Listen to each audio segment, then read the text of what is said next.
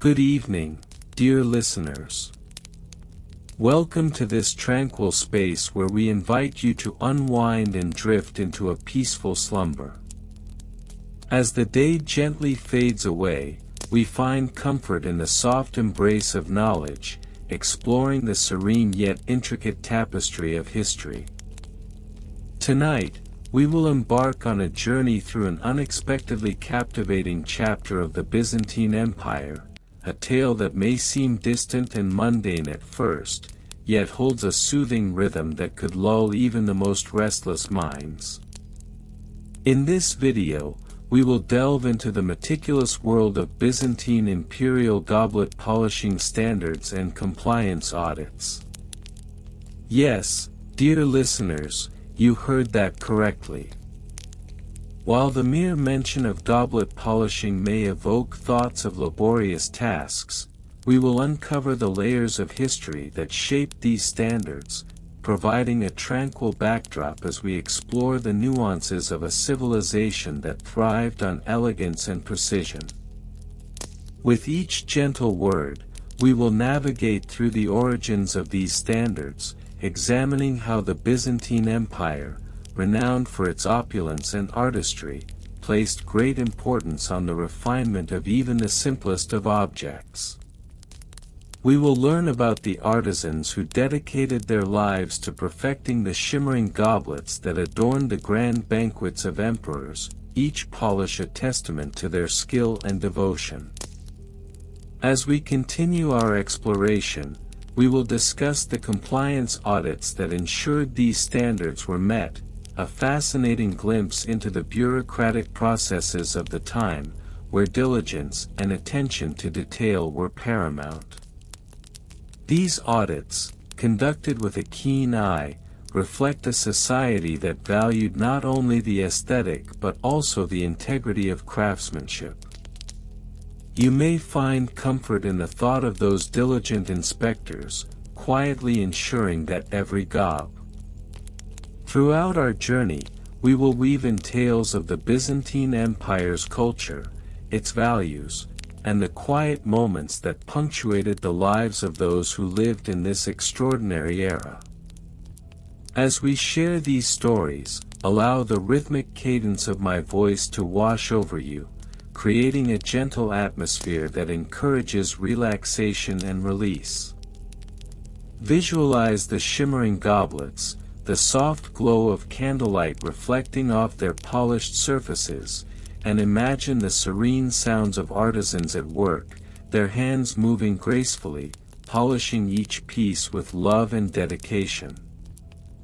As the history unfolds, you may find yourself succumbing to a peaceful state, your mind drifting as you absorb the tranquil vibrations of a time long past. The stories we will share are not merely facts and figures, they are a lullaby of history, a soothing reminder of the beauty found in even the most detailed aspects of life. So, settle in, dear listeners. Find a comfortable position, close your eyes if you wish, and let the weight of the day melt away. Allow yourselves to be transported to a realm where goblets gleam like stars in the night sky and where the whispers of history guide you gently into slumber. Now, let us begin our exploration of the Byzantine imperial goblet polishing standards and compliance audits. Together, we will unravel this tedious yet fascinating history, shedding light on the artistry and dedication that shaped a civilization's legacy. Allow the soothing narrative to embrace you, as we drift deeper into the serene depths of the past. The history of Byzantine imperial goblet polishing standards and compliance audits can be traced back to the early years of the Byzantine Empire, specifically during the reign of Emperor Justinian I, 527 to 565 CE. The Byzantine Empire, known for its intricate bureaucracy and elaborate administrative systems, placed a significant emphasis on the maintenance of ceremonial objects, including goblets used in imperial banquets. The earliest recorded standards for goblet polishing can be found in the Codex Justinianus, compiled in 529 CE. This legal text established the foundational principles of governance and societal order, which extended to the maintenance of ceremonial artifacts. The specific location of the earliest goblet polishing practices can be identified within the imperial palace complex situated in Constantinople, the capital of the Byzantine Empire. The Great Palace of Constantinople, with its opulent mosaics and lavish courtyards, served as the backdrop for various imperial functions, including feasts that required the utmost attention to detail regarding the presentation of goblets. The goblets, often crafted from silver and adorned with precious stones, required meticulous care to uphold their luster and significance. During this period, the position of the hypatos ton argyron, the highest of the silver, was established, tasked with overseeing the maintenance of silverware, including goblets. This role eventually evolved into a bureaucratic position within the broader imperial administration. The duties of the hypatos ton argyron included not only the physical cleaning of the goblets but also the establishment of standards that dictated the acceptable levels of shine and clarity. An important figure during this early phase was Patricius, a noted administrator who served under Justinian I. In 550 CE, Patricius compiled the first codified standards for goblet polishing in a document known as the De Polituris Calicum. This document outlined the various techniques deemed acceptable for polishing, including the use of fine powders derived from crushed gemstones and the specific types of cloth that should be employed to avoid scratching the surface of the goblets. The stringent adherence to these standards was considered a reflection of the emperor's dignity and the empire's overall grandeur. The architectural details of the Great Palace further contributed to the goblet polishing practices. The palace featured specialized storage rooms known as apotheke, where ceremonial goblets were kept under controlled conditions to prevent tarnishing. These rooms were equipped with ventilation systems that utilized the natural breezes of the Bosporus to maintain optimal humidity levels. Additionally, the palace employed attendants specifically tasked with the regular inspection of these storerooms, ensuring compliance with the established standards. Administrative procedures surrounding goblet polishing evolved throughout the 6th and 7th centuries. Records from the reign of Emperor Heraclius, 610 to 641 CE, indicate that audits of goblet polishing practices became a routine part of the imperial administration. The logothetes, or financial officers, would periodically conduct inspections to assess the compliance of goblet polishing standards across the empire. These audits were documented meticulously, with reports filed in scrolls that detailed the condition of each goblet, the methods of cleaning employed, and any deviations from the prescribed standards. Daily routines of the attendants responsible for goblet polishing were strictly regulated. Each morning, the attendants would gather in the exedrae, a designated area within the palace, to receive instructions from the hypatos ton argyron.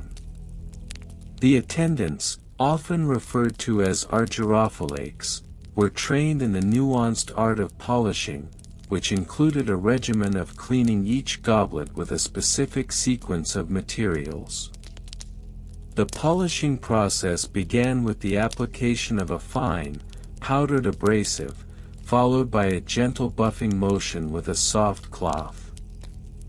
The attendants were required to recite their procedures out loud as a means of reinforcing compliance with the established protocols. By the 8th century, the importance of goblet polishing standards had permeated various levels of Byzantine society. The Eparch of Constantinople, a high-ranking official responsible for the administration of the city, issued a decree in 740 CE mandating that all public banquets adhere to the established goblet polishing standards.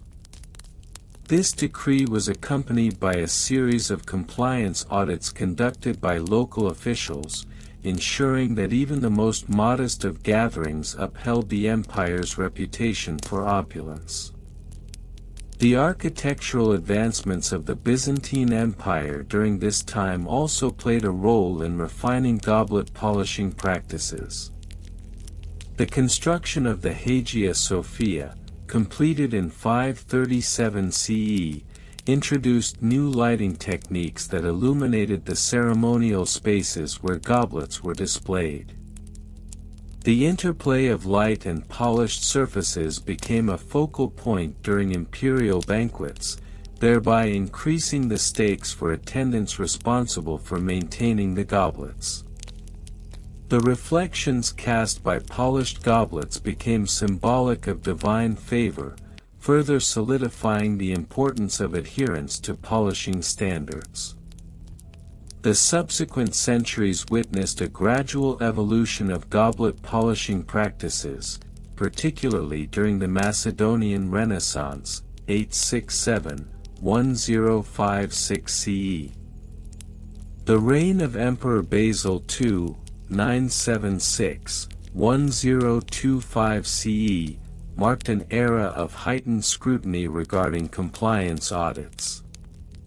In 1000 CE, the Syntagma, a comprehensive administrative code, included a section dedicated to the standards for goblet polishing and the penalties for non-compliance.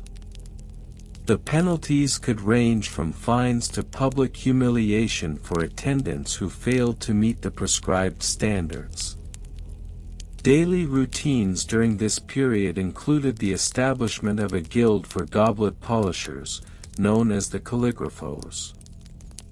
This organization provided training and certification for attendants, emphasizing the importance of proper technique and compliance with the syntagma. Members of the calligraphos would gather weekly to demonstrate their polishing skills, subjecting themselves to the judgment of their peers and senior members who had earned the title of archicalligraphos. The architectural modifications to the Great Palace during this period included the addition of dedicated polishing chambers, equipped with specialized lighting to enhance the visual impact of polished goblets. These chambers allowed for the meticulous inspection of each goblet before it was deemed fit for use in imperial banquets. The use of mirrors in these chambers further amplified the reflective qualities of the polished goblets, reinforcing the standards set forth by the administration. In the 11th century, as the Byzantine Empire faced external pressures and internal strife, the focus on goblet polishing began to wane. However, the bureaucratic structures established during the earlier periods remained in place.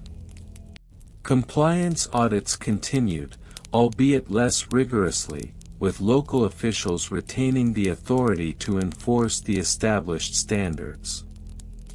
The records from this time reflect a certain level of complacency, as the empire's resources became strained due to external conflicts.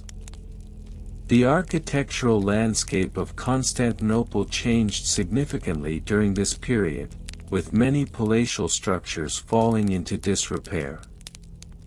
As a result, the dedicated polishing chambers became less frequented, and the standards for goblet polishing were often overlooked. The diminishing quality of goblet polishing became a point of contention among the nobility, who lamented the decline of imperial grandeur. By the late 12th century, the fall of Constantinople in 1204 during the Fourth Crusade dealt a significant blow to the Byzantine imperial goblet polishing standards. The looting of the city led to the loss of many ceremonial goblets and a decline in the overall adherence to compliance audits. The remnants of the Byzantine administration struggled to maintain the standards set forth by their predecessors in a rapidly changing political landscape.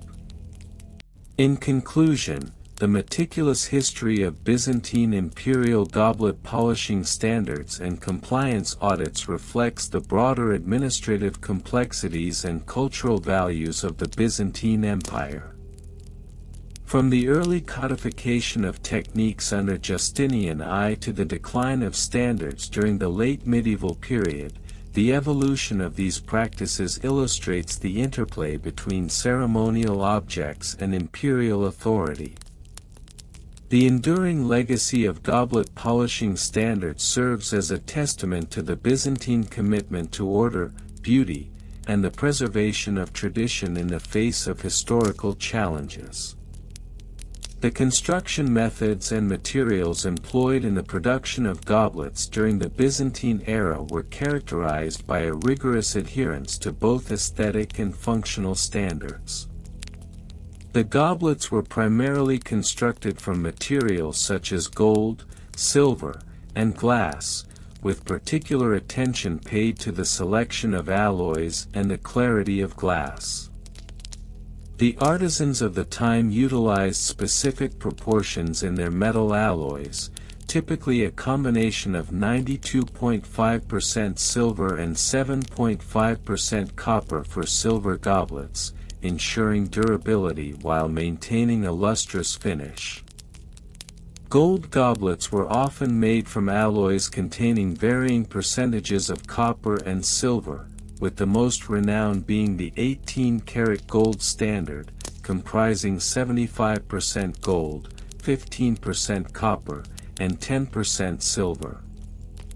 The glass goblets, which became particularly popular during the 6th century, were often produced using a technique known as blowing, which allowed for more intricate designs and shapes. The glassblowers, who were predominantly located in regions such as Alexandria and Antioch, utilized a mixture of silica, soda, and lime. This mixture was heated to approximately 1,400 degrees Celsius in furnaces built from firebrick, a material known for its thermal resistance. The resulting glass was then shaped into goblets, which were often adorned with intricate etchings or gold leaf overlays. Once constructed, the maintenance of these goblets was paramount, necessitating a series of established procedures to ensure their longevity and adherence to the Byzantine standards. Maintenance procedures were codified in the year 563 AD under the reign of Emperor Justinian I, who mandated that all goblets used in the imperial court be subjected to weekly inspections.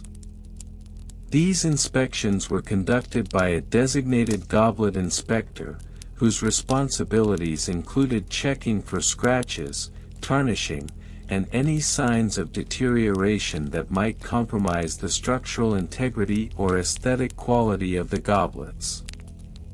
The cleaning process involved the use of a mixture composed of fine ash and vinegar, which was deemed suitable for maintaining the luster of metallic goblets. For glass goblets, a soft cloth dampened with a solution of water and crushed chalk was preferred to avoid scratching the delicate surfaces. The meticulous nature of these procedures was indicative of the Byzantine emphasis on aesthetic perfection and the symbolic importance of goblets as vessels of imperial authority. Financial records pertaining to the production, maintenance, and compliance audits of goblets provide insight into the economic framework surrounding these artifacts.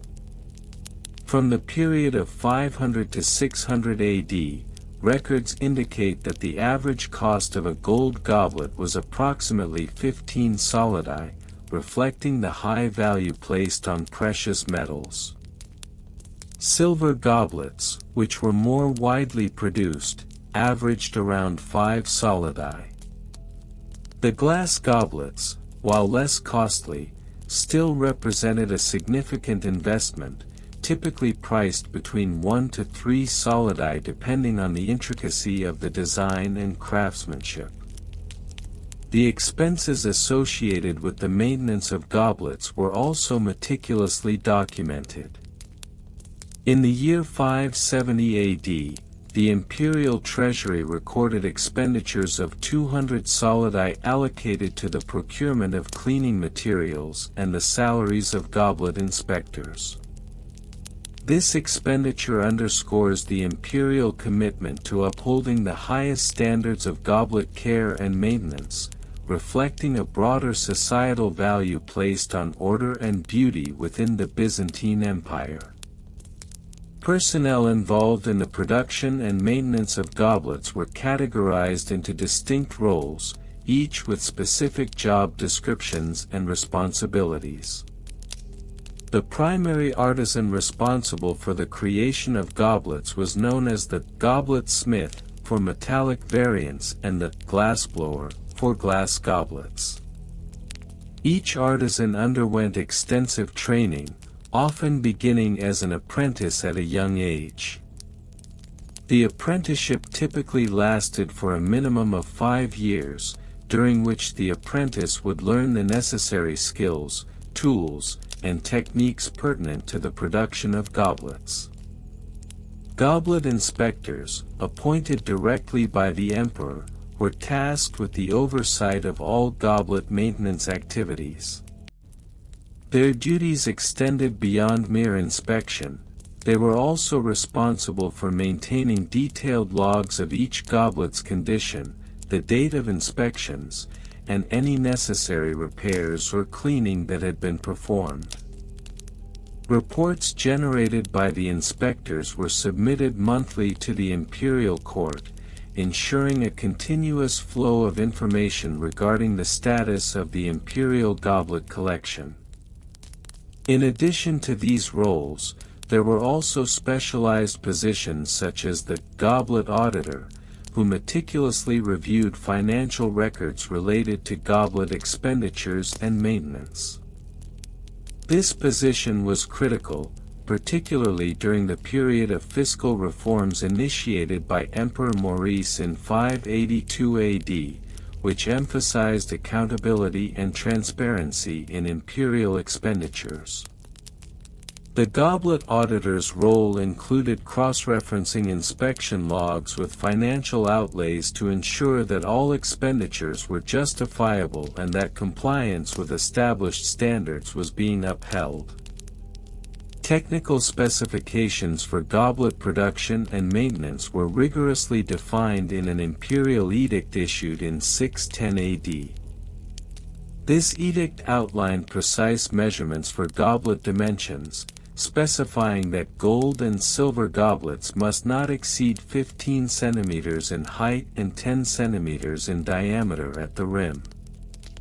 Glass goblets, while permitted a slightly larger diameter of up to 12 centimeters, were to adhere to a height restriction of 16 centimeters. The edict stipulated that all goblets must possess a base designed to prevent tipping, with a minimum thickness of 0.5 centimeters.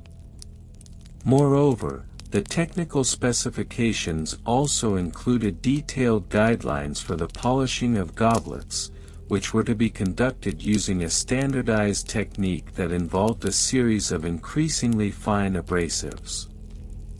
The polishing process required the use of pumice stone followed by a delicate application of powdered chalk, which was to be performed in a controlled environment to prevent contamination.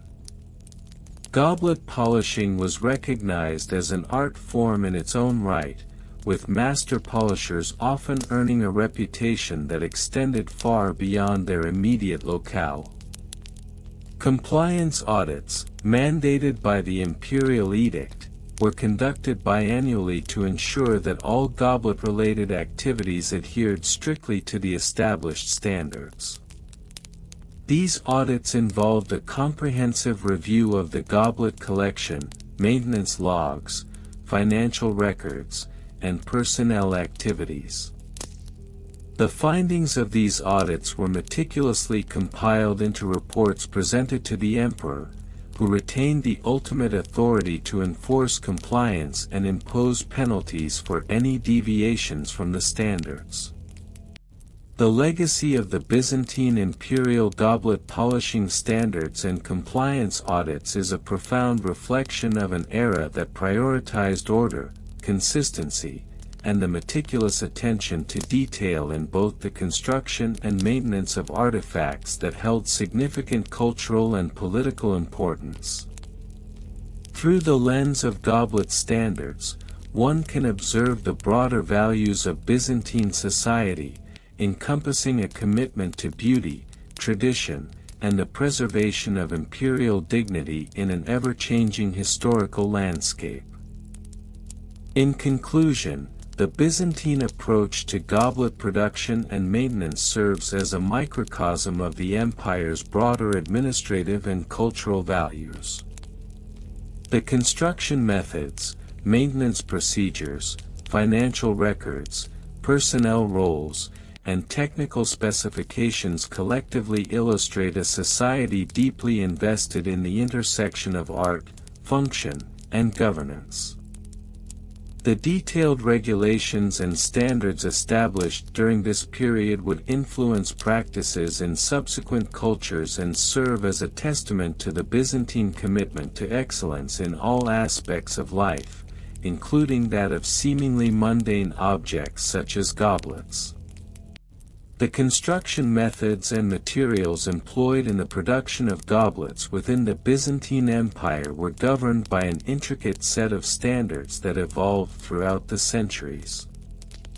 The earliest known goblets, dating to the reign of Emperor Justinian I, 527 to 565 CE, were typically fashioned from glass, a material that was both abundant and malleable.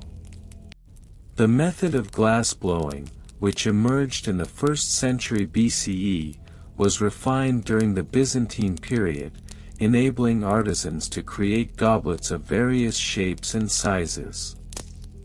The average goblet during this time would measure approximately 12 to 15 centimeters in height with a diameter of 8 to 10 centimeters at the rim, tapering slightly towards the base. The glass used in these constructions was often sourced from coastal regions such as the Levantine shores, where silica sand was plentiful. The purity of the silica was paramount. Impurities such as iron oxide could lead to a greenish tint in the final product, which was deemed undesirable by the elite classes.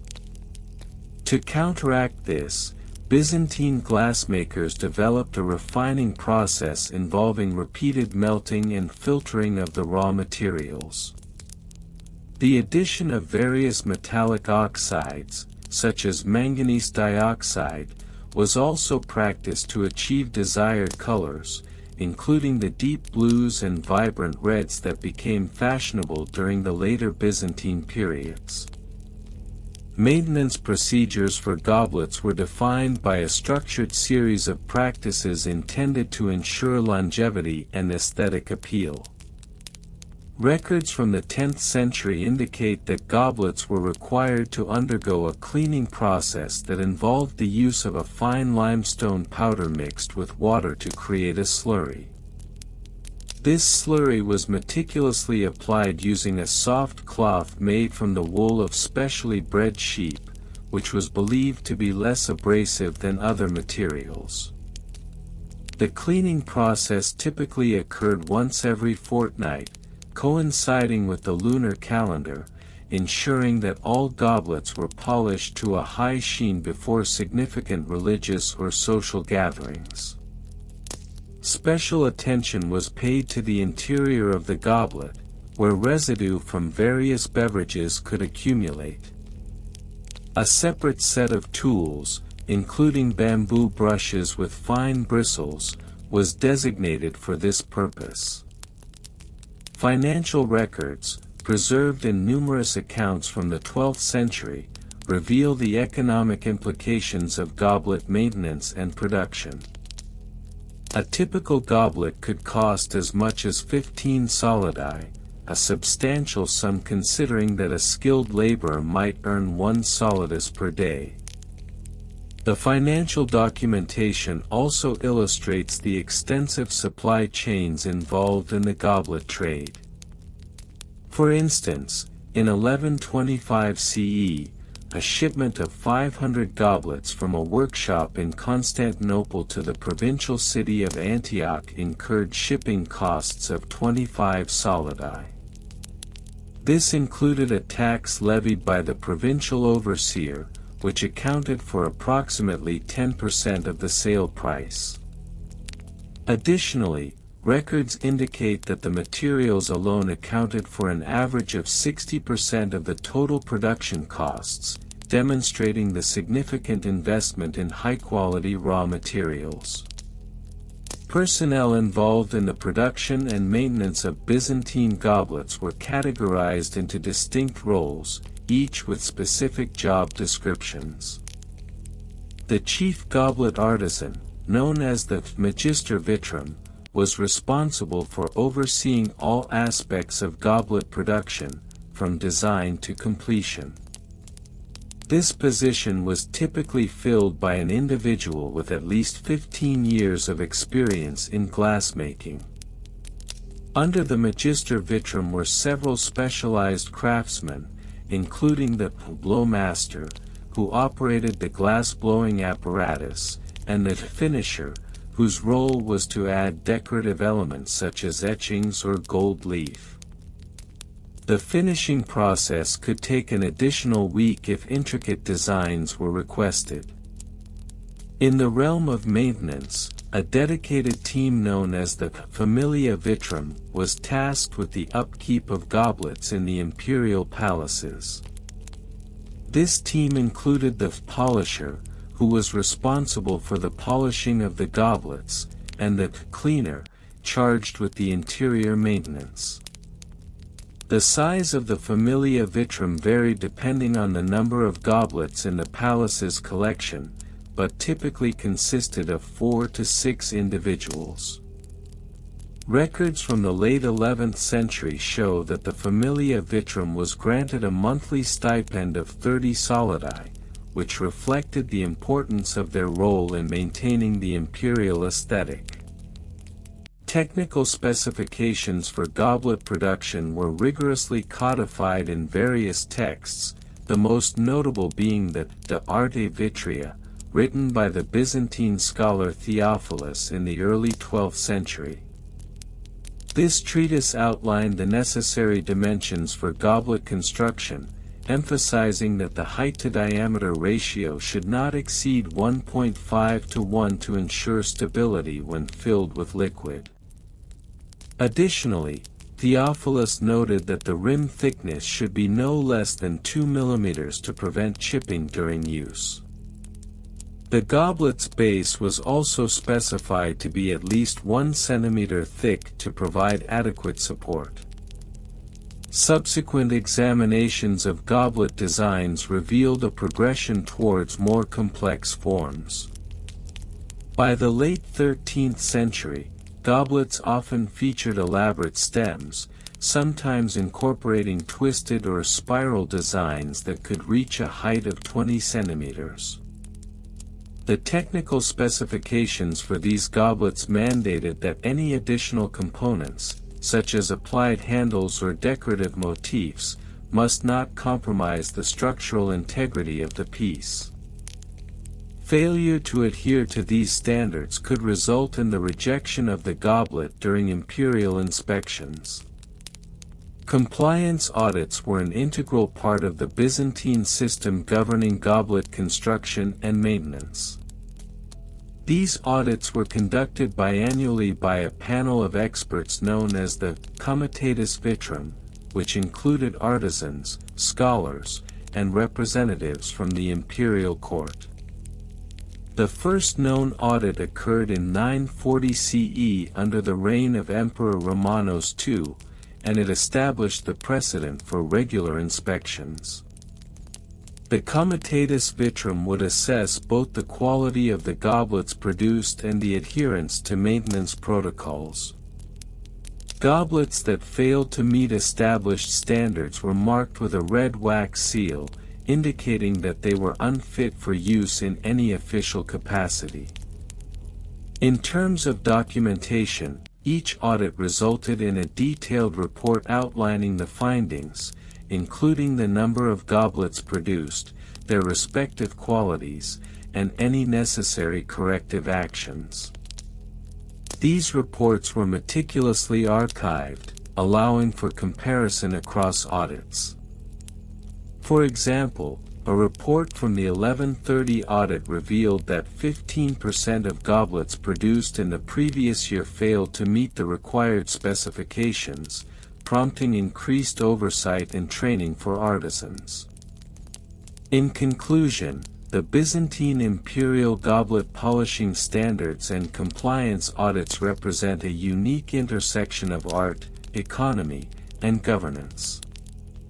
The meticulous attention to construction methods, maintenance procedures, and financial implications reflects a broader cultural ethos that prized excellence in all facets of life.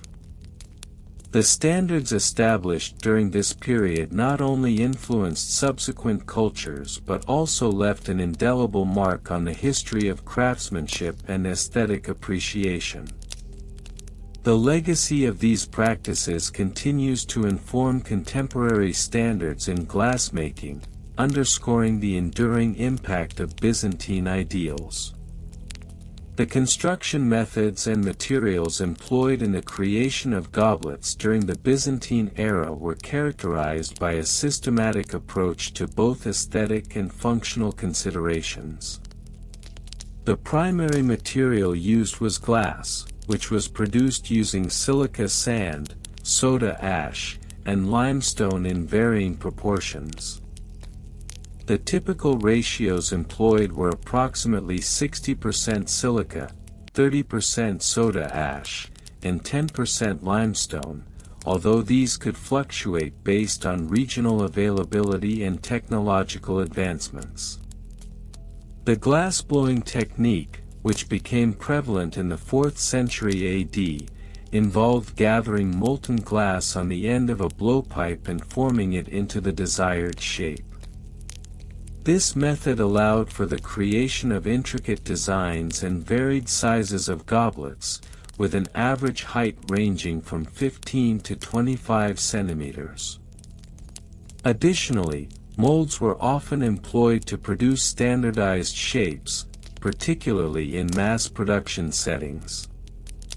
The introduction of molds around the 6th century enabled artisans to maintain consistency in goblet dimensions, which typically did not exceed a diameter of 10 centimeters at the rim. Furthermore, the incorporation of colored glass and decorative elements such as gold leaf or enameling became notable around the 7th century AD, as artisans sought to enhance the visual appeal of their products. This practice necessitated the use of specific compounds, including copper and manganese, which were used to impart coloration. The technical specifications for these additives were exacting, often requiring careful measurement to achieve the desired hue without compromising the structural integrity of the glass. Maintenance procedures for goblet polishing were equally meticulous. The standards established by the Byzantine Empire dictated that goblets be cleaned regularly to preserve their luster and prevent the accumulation of residue from beverages. Typical cleaning materials included fine sand and water, which were used to create a slurry for polishing the inner surfaces of the goblet. This process was often carried out by skilled laborers known as goblet polishers, who employed cloths made from soft linen or wool to achieve a high-gloss finish. The frequency of maintenance was often stipulated in compliance audits, with a recommended schedule of every fortnight for goblets used in public dining settings, and monthly for those reserved for private use. The auditors, typically appointed by the imperial court, utilized a standardized checklist that included the assessment of clarity, absence of scratches, and overall aesthetic appeal. The first known reference to such compliance audits dates back to the year 550 AD, when Emperor Justinian I sought to ensure that all goblets produced within the empire met the established quality standards. The financial records associated with goblet production and maintenance provide a comprehensive overview of the economic implications of this craft. In the year 600 AD, it is estimated that the average cost for producing a single goblet was approximately 1.5 solidi, which was a significant expenditure at the time. This cost breakdown included materials, labor, and the expenses associated with compliance audits. Specifically, materials accounted for roughly 40% of the total cost, while labor constituted about 50%. The remaining 10% was allocated to various overheads, including the maintenance of workshops and the procurement of raw materials. Personnel involved in the goblet production process were categorized into several distinct roles, each with specific job descriptions. The primary artisans were known as glassblowers, who operated the furnaces and manipulated the molten glass. Their training typically began at a young age, often around 12 years, and lasted several years, during which they would learn the intricacies of glass manipulation and design. It was not uncommon for glassblowers to specialize in particular styles, such as the creation of fluted or ribbed goblets, which required a higher degree of skill. Supporting the glassblowers were the mold makers, who crafted the molds necessary for mass production. These individuals were responsible for ensuring that molds were maintained in optimal condition, often using a mixture of clay and fine sand to create durable mold designs. The molds were typically replaced every few years due to wear, and the costs associated with mold production were carefully tracked in financial records. Additionally, there were the polishers, responsible for the final cleaning and finishing of the goblets. As mentioned earlier, their role was crucial in maintaining the aesthetic quality of the products. Polishers were often paid on a piecework basis, incentivizing them to produce high-quality finishes in a timely manner.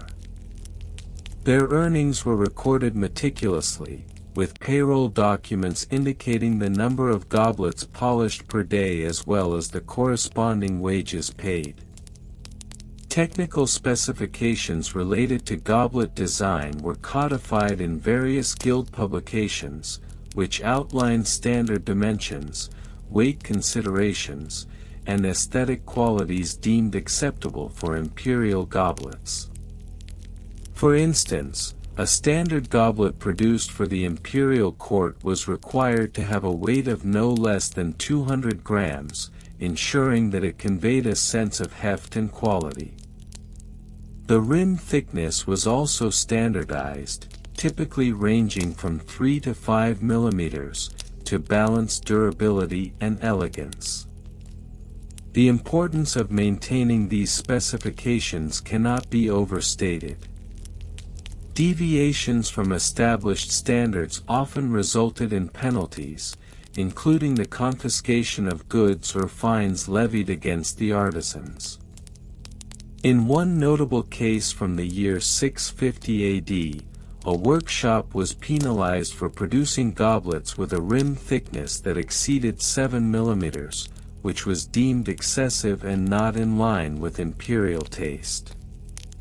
In conclusion, the Byzantine Empire's approach to goblet polishing standards and compliance audits reflects a broader concern for quality control, economic efficiency, and aesthetic integrity. The construction methods and materials employed, the meticulous maintenance procedures established, the financial implications of goblet production, the defined roles of personnel, and the stringent technical specifications collectively contributed to a legacy of craftsmanship that continues to be referenced in contemporary glassmaking practices. The adherence to these standards not only ensured the durability and beauty of Byzantine goblets but also reinforced the cultural significance of these objects within the context of imperial life. The construction methods and materials employed in the creation of goblets during the Byzantine era were characterized by a systematic approach to both aesthetic and functional considerations. The primary material used was glass, which was produced using silica sand, soda ash, and limestone in varying proportions. The typical ratios employed were approximately 60% silica, 30% soda ash, and 10% limestone, although these could fluctuate based on regional availability and technological advancements. The Byzantine Empire, which lasted from approximately 330 AD, when Constantinople was founded, until 1453 AD, was known for its remarkable advances in glassmaking techniques. One of the most notable periods for glass production within this empire was during the 6th century, particularly under the reign of Emperor Justinian I, 527 to 565 AD. During this time, the glass industry flourished, with artisans experimenting with new forms and techniques, which culminated in the creation of goblets that were not only functional but also decorative masterpieces. Glassblowing, a technique that was perfected during this era, revolutionized the production of glassware. This process involved gathering molten glass on the end of a hollow iron blowpipe, which was then inflated to create a bubble. The artisans would skillfully manipulate the shape by rotating and blowing into the pipe. This method allowed for the creation of elaborate shapes that were not possible with earlier glass forming techniques, such as mold blowing or casting. The introduction of glassblowing is often attributed to the Phoenicians, yet it reached new heights in the Byzantine Empire, allowing for more intricate designs. In addition to glassblowing, the Byzantine glassmakers also employed techniques such as marvering and rolling, where the molten glass could be shaped on a smooth stone surface or rolled out to create flat sheets. These processes facilitated the production of goblets that featured intricate decorative motifs, often inspired by nature or religious iconography. For example, goblets from this period frequently showcased images of grapes, vines, and crosses, signifying the importance of wine in both social and religious contexts. The glass goblets of the Byzantine era varied in size and form, typically ranging from 10 to 30 centimeters in height. The bases were often thick and sturdy, providing stability, while the bowls could be wide and deep, suitable for holding liquids. One notable example is the exquisite goblet known as the Basilica of San Vitale goblet, dated to the mid-6th century.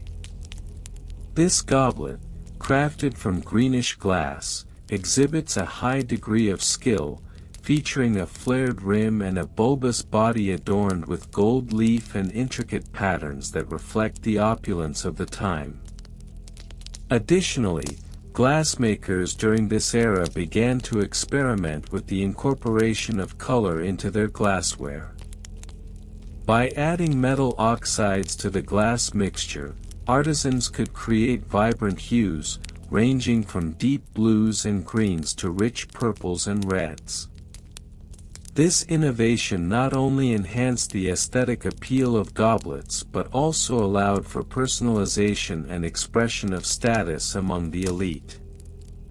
The use of colored glass became particularly popular in the late Byzantine period, with examples such as the cloisonné goblet, which featured detailed inlays of colored glass and was designed to showcase the wealth and sophistication of its owner. The production of these goblets was not solely a local endeavor. Trade networks played a significant role in disseminating glassware throughout the empire and beyond. Archaeological findings indicate that Byzantine glass goblets were highly sought after in regions as far as the Middle East and North Africa. The trade routes established during this time facilitated both the exchange of raw materials and finished products. Notably, the silk routes connected the Byzantine Empire to the east, allowing for the introduction of new techniques and materials, such as the use of gold and silver foils, which were applied to glass surfaces to create intricate designs. In terms of historical context, it is important to consider the socio-political landscape of the Byzantine Empire during its height. The demand for luxury items, including glass goblets, was driven by the wealthy elite, who often hosted lavish banquets and religious ceremonies. The goblets were not merely vessels for drinking, they were emblematic of power, wealth, and artistic achievement. The church also heavily influenced glass production, commissioning artisans to create goblets for liturgical use, which were often embellished with Christian symbols and motifs. As the Byzantine Empire transitioned into the late Byzantine period, 12th to 15th century, the techniques and styles of goblet making continued to evolve. This era saw the decline of traditional glassblowing techniques in favor of new methods that included the use of molds, which allowed for mass production. Despite this shift, the quality and artistry of the goblets remained high, with artisans still applying intricate designs and motifs that reflected the rich cultural heritage of the empire. In conclusion, the construction of goblets during the Byzantine era was a multifaceted process that combined innovative techniques with artistic expression. From the meticulous selection of materials to the skilled craftsmanship involved in glassblowing and decorative embellishments, these goblets stand as a testament to the advanced glassmaking practices of the time. With the interplay of trade, social hierarchy, and religious significance, Byzantine goblets not only served a practical purpose but also encapsulated the grandeur and complexity of their era.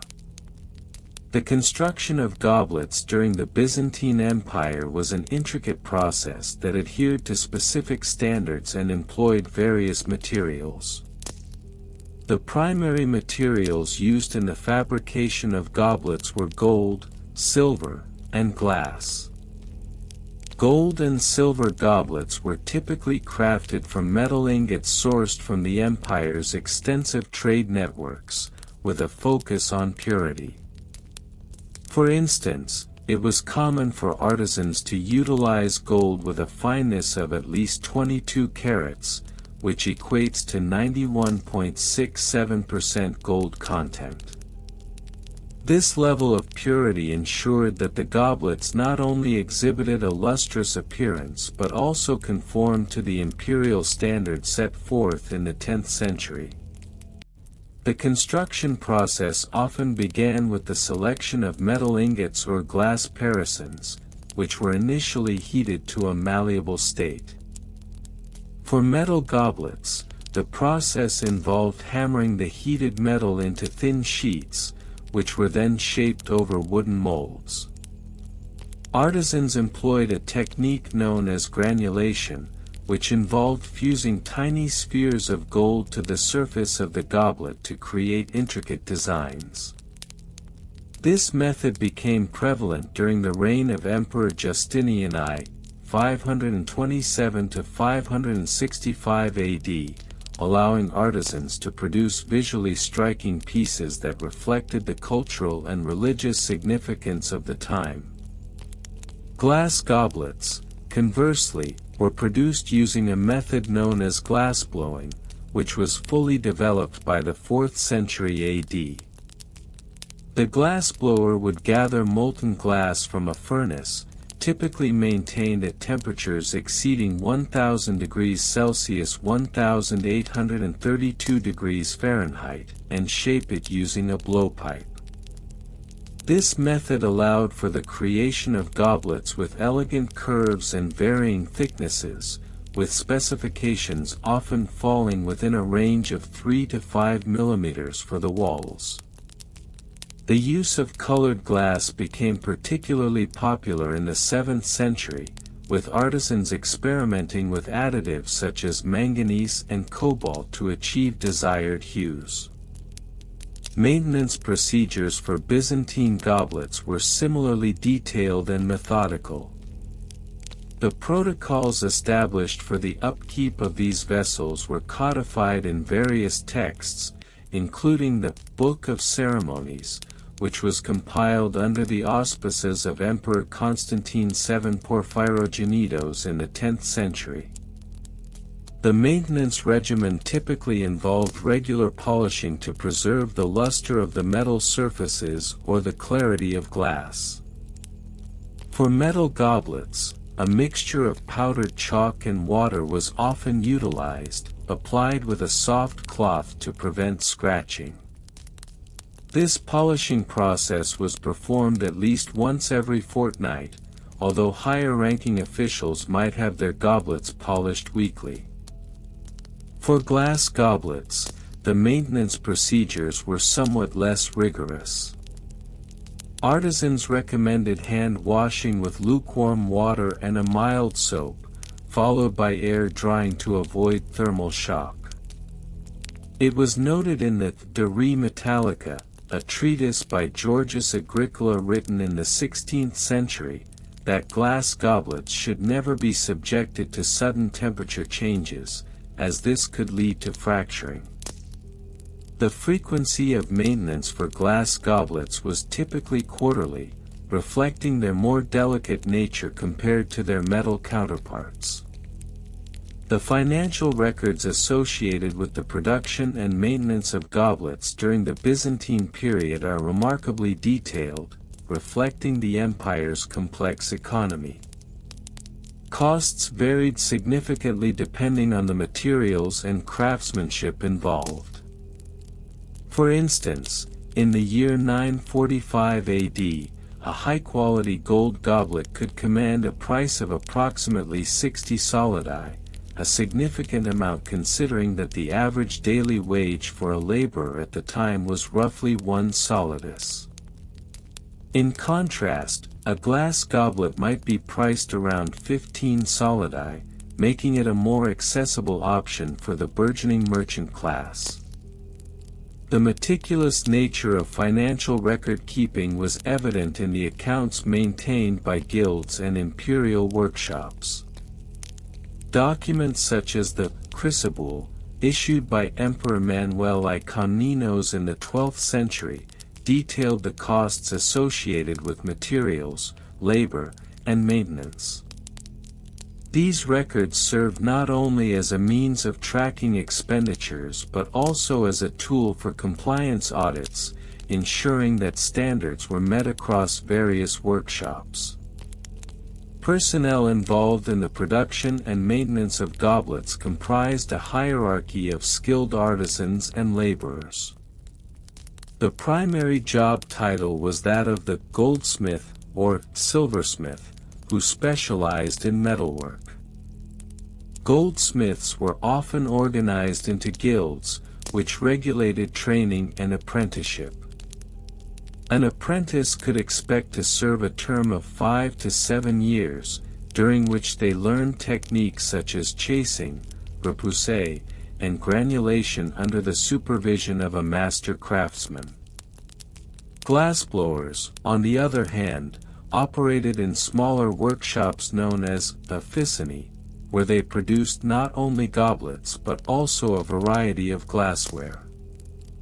The role of a glassblower required significant training, as the process of manipulating molten glass demanded both artistic skill and technical knowledge.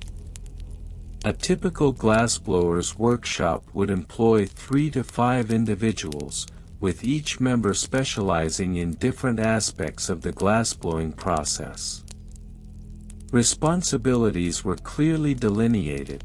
For instance, one individual would handle the furnace, while another would focus on shaping and finishing the glassware. The technical specifications for goblets were also rigorously defined, particularly for those intended for imperial use. Goblets meant for state ceremonies were required to meet specific dimensional standards. For example, the height of a ceremonial goblet was mandated to be between 20 to 25 centimeters, with a diameter of 10 to 15 centimeters at the rim. The thickness of the goblet's walls was to be no less than 5 millimeters to ensure durability during transport and use. In addition to these measurements, the goblets were often adorned with engravings that depicted religious iconography or imperial symbols. The use of gem inlays was also a common practice, with gemstones such as garnets and sapphires meticulously set into the side of the goblet. The placement and size of these inlays were subject to imperial oversight to maintain a standard of opulence expected in the Byzantine court. Compliance audits of goblet production were conducted regularly, overseen by officials known as logothetes. These auditors were responsible for ensuring that all workshops adhered to the established standards of construction, maintenance, and financial accounting. The audits were typically scheduled biannually and involved a thorough examination of both the physical goblets produced and the accompanying financial records. Any discrepancies could result in penalties ranging from fines to the closure of workshops found in violation of the standards. The significance of goblet polishing standards cannot be overstated. They served not only as a measure of aesthetic and functional integrity but also as a reflection of the broader societal values of the Byzantine Empire. The meticulous attention to detail in the construction, maintenance, and auditing processes exemplifies the Byzantine commitment to quality and tradition. As the empire evolved, so too did these standards, adapting to changing tastes and technologies while maintaining a sense of continuity with the past. In conclusion, the history of Byzantine imperial goblet polishing standards and compliance audits presents a fascinating yet monotonous tapestry of craftsmanship, economic exchange, and bureaucratic oversight. From the construction methods and materials utilized to the rigorous maintenance procedures and detailed financial records, each aspect reveals the intricate relationship between art, utility, and imperial authority in a civilization that prided itself on its cultural achievements. While the minutiae of goblet production may seem trivial, they encapsulate the grandeur and complexity of Byzantine society, making them a subject worthy of continued study and reflection. The tedious history of Byzantine imperial goblet polishing standards and compliance audits. Part 6: Regional Variations and Comparisons. The Byzantine Empire, at its zenith, was a sprawling entity characterized by a multitude of regional nuances, particularly in its approach to goblet polishing standards and compliance audits. The empire's vast territorial expanse, from the sun-kissed shores of Asia Minor to the frost-laden hinterlands of the Balkans, fostered an environment where local customs and practices could flourish, often in stark contrast to the central edicts issued from Constantinople. In the provinces of Thrace and Macedonia, for instance, goblet polishing was not merely a household chore but an artisanal craft, often performed by skilled craftsmen known as calligraphi. These artisans employed local materials, such as the fine sands from the Aegean coast, which were noted for their unique properties in creating a polished finish. These regional artisans developed their own sets of standards, often influenced by local traditions and the availability of raw materials. The use of specific polishing compounds, such as powdered marble mixed with olive oil, became a hallmark of this region, setting a precedent that would later be noted in compliance audits. Conversely, in the provinces of Syria and Palestine, where the influence of Islamic artistry began to permeate Byzantine culture, goblet polishing took on a more decorative aspect. Here, the standards were less about utilitarian functionality and more about aesthetic appeal. The use of intricate designs and engravings became prevalent, leading to a divergence in the compliance measures instituted by local authorities.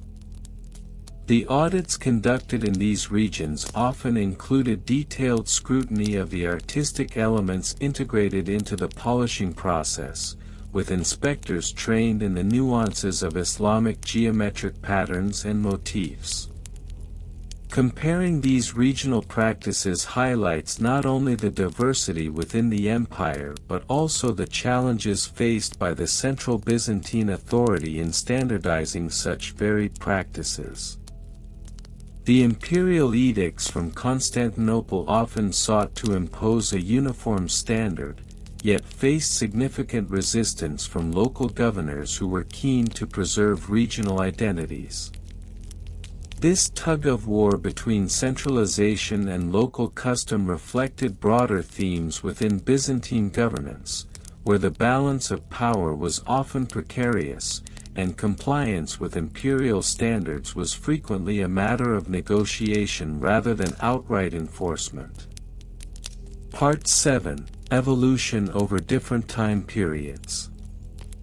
As the Byzantine Empire transitioned through various phases of its long history, the standards and practices surrounding goblet polishing evolved significantly. The early Byzantine period, characterized by a relative simplicity in goblet design and function, saw polishing standards that were straightforward and utilitarian. The materials used were rudimentary, with a focus on practicality rather than appearance. Goblets were often made from local clay or simple glass, and polishing was a basic process involving the use of coarse materials to remove imperfections. However, as the empire expanded and absorbed influences from various cultures, particularly during the 6th and 7th centuries, there was a marked evolution in both the goblet designs and the compliance audits associated with them. The introduction of more luxurious materials, such as blown glass and precious metals, necessitated a refinement of polishing techniques. This period saw the emergence of specialized guilds that not only focused on the production of goblets but also developed intricate standards for polishing. The Megas Logothetes, a bureaucratic office responsible for overseeing trade and quality standards, began to implement rigorous compliance audits that evaluated not just the effectiveness of polishing but also the artistry involved.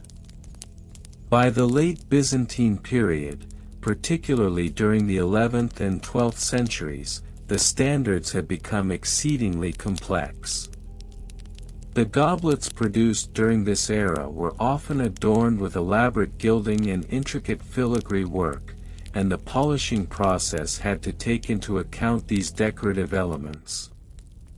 The bureaucratic apparatus expanded to include specialists known as polykologoi, who were tasked with ensuring that the polishing did not damage the delicate designs. Compliance audits during this time were exhaustive, often requiring multiple inspections at various stages of production, leading to a significant increase in the documentation and record-keeping associated with goblet polishing. Part 8: Bureaucratic Regulations and Laws. The Byzantine Empire was notorious for its elaborate bureaucracy, which extended to the standards and regulations governing goblet polishing. The legal framework surrounding these practices was codified in a series of decrees and mandates that outlined not only the technical specifications for polishing but also the penalties for non-compliance. The Ekliga, a legal code issued in the 8th century, included specific sections dedicated to the standards of craftsmanship in various trades, including goblet polishing.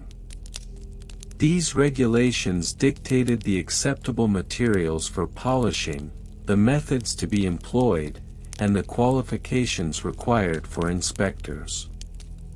For instance, it was mandated that all polishing compounds must be tested for abrasiveness and compatibility with different types of glass and metal.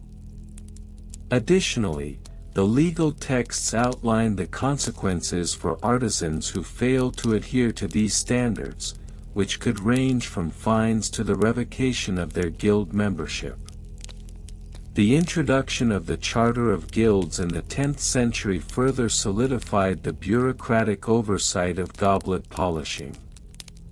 This charter established formal guilds that were responsible for not only production but also for the training of new artisans in compliant practices. The guilds were required to maintain detailed records of their members' compliance with established standards, and regular compliance audits conducted by imperial inspectors became a routine part of the operational framework. Part 9: Supply Chain and Logistics. The supply chain for goblet polishing in the Byzantine Empire was an intricate web of local and long-distance trade networks. The sourcing of materials for polishing, such as fine sands, abrasives, and oils, was essential to maintaining the high standards expected in imperial audits. The logistics involved in acquiring these materials were often overlooked in broader historical narratives, yet they played a crucial role in shaping the standards. Local suppliers often provided the raw materials necessary for polishing, and regional variations in these materials could lead to significant differences in the final product. For example, the sands from the shores of the Black Sea were prized for their fineness, while those from the Nile Delta were noted for their unique chemical properties that enhanced the luster of glass. The logistics of transporting these materials were complex, involving a combination of land and maritime routes. The Byzantine navy, with its extensive network of ships, played a vital role in ensuring that high-quality materials reached the artisans in a timely manner. Moreover, the role of the imperial treasury in regulating the supply chain cannot be understated. The government implemented policies that controlled the pricing and distribution of polishing materials. These regulations were designed to prevent monopolies from forming and to ensure that artisans had access to the necessary supplies for compliance with imperial standards. The audits conducted by imperial officials included assessments of the supply chain processes, often evaluating whether artisans were using approved materials and methods. Part 10. Record-keeping methods. Record-keeping in the Byzantine Empire was a meticulous endeavor, particularly in the context of goblet polishing standards and compliance audits. The bureaucratic nature of the empire necessitated detailed documentation at every stage of production and inspection. The methods employed for record-keeping evolved over time, influenced by technological advancements and the changing needs of the bureaucracy. In the earlier periods of the empire, record-keeping often relied on simple scrolls made from papyrus or parchment, where artisans would document their polishing techniques, materials used, and any relevant inspections. These records were often maintained by guild leaders, who would compile the information for submission to imperial authorities. The introduction of codices in the 9th century marked a significant advancement in record-keeping practices, allowing for more organized and accessible documentation. By the 11th century, the advent of more sophisticated accounting methods led to the creation of extensive ledgers and registers that detailed every aspect of goblet production, including polishing. These records included not only the materials and methods employed but also the results of compliance audits, making it easier for inspectors to track adherence to standards over time. The integration of these records into the broader administrative framework of the empire exemplified the importance of compliance in maintaining the quality of Byzantine craftsmanship. In conclusion, the history of Byzantine imperial goblet polishing standards and compliance audits is a labyrinthine narrative filled with regional variations, evolving practices, bureaucratic regulations, logistical complexities, and meticulous record-keeping. This seemingly mundane subject reveals the intricate tapestry of Byzantine life, where even the most trivial components were interwoven into the larger narrative of governance, culture, and identity within the empire.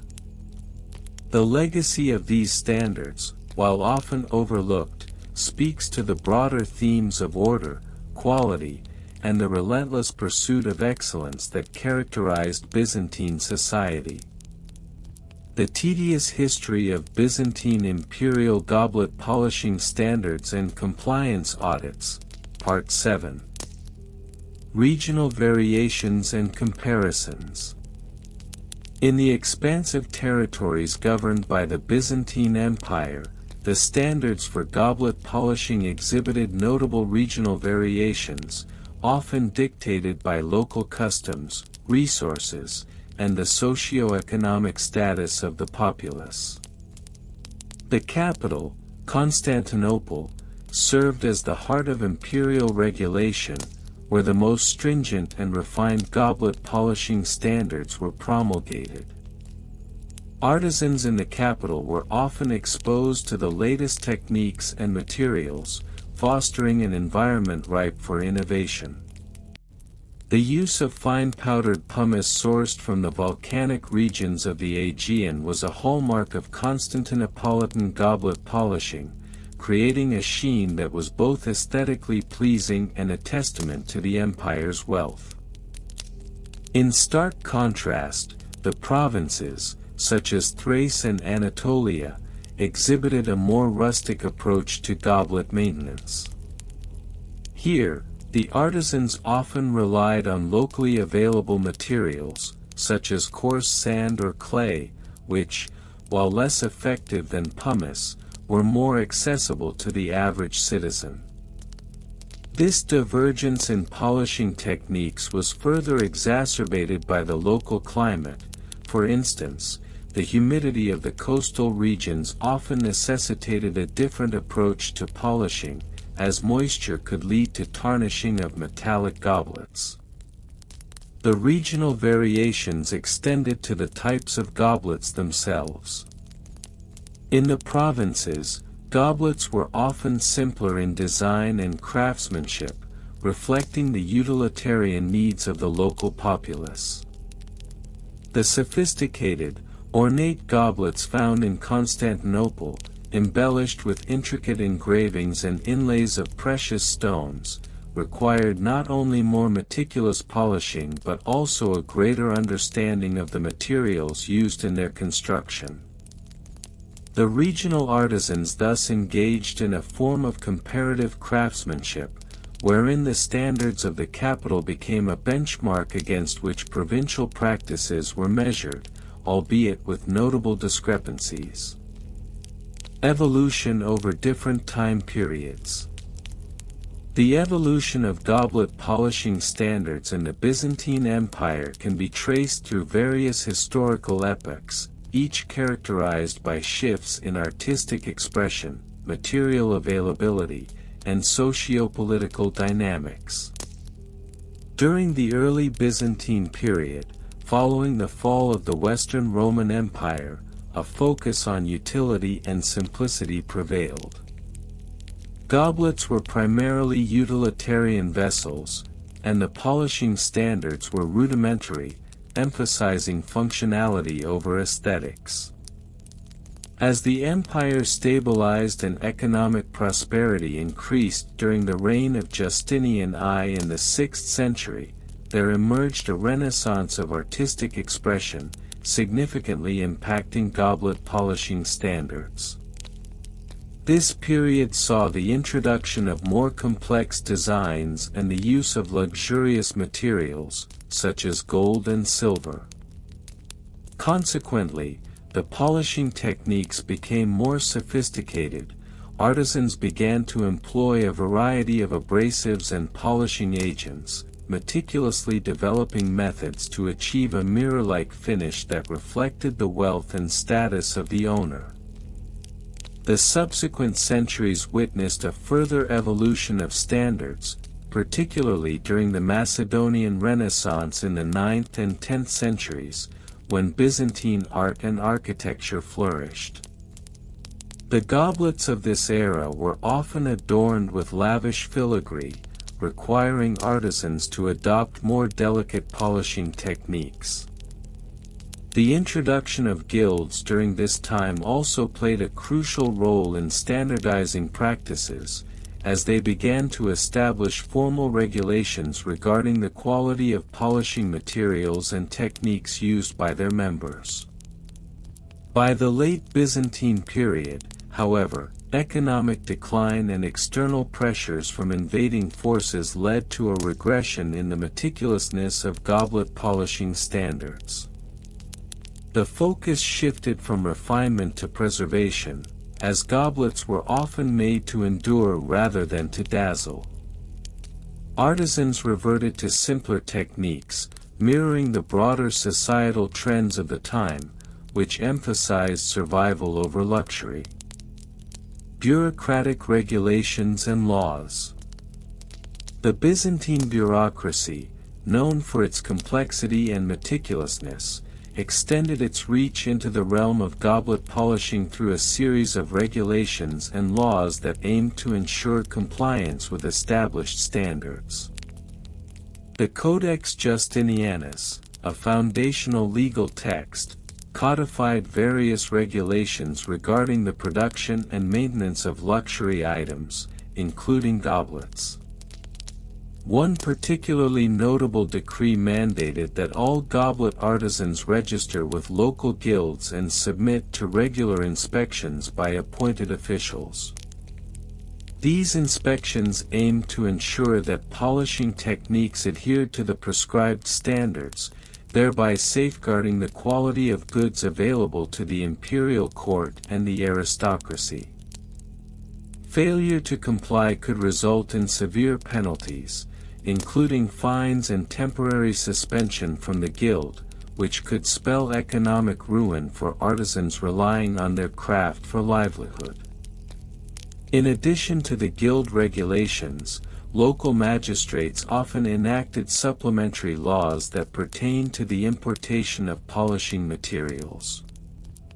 For instance, The importation of exotic abrasives, such as those sourced from far-flung regions like Persia, was subject to tariffs and quality assessments to prevent substandard materials from undermining the polished perfection of goblets. Such regulations reflected the empire's broader economic policies, which sought to balance trade with the need for quality control. Moreover, the Byzantine Empire's legal framework also addressed the ethical dimensions of goblet polishing. Artisans were legally bound to disclose the materials used in their polishing processes, particularly when precious metals were involved. This transparency was intended to protect consumers from fraudulent practices, ensuring that the goblets they purchased were indeed reflective of the quality claimed by the artisans. Supply chain and logistics. The supply chain for goblet polishing materials was a complex web that intersected with various trade routes, both terrestrial and maritime. Pumice, a favored abrasive in Constantinople, was primarily sourced from the volcanic islands of the Aegean Sea, necessitating an intricate network of shipping routes to transport the material to the bustling markets of the capital.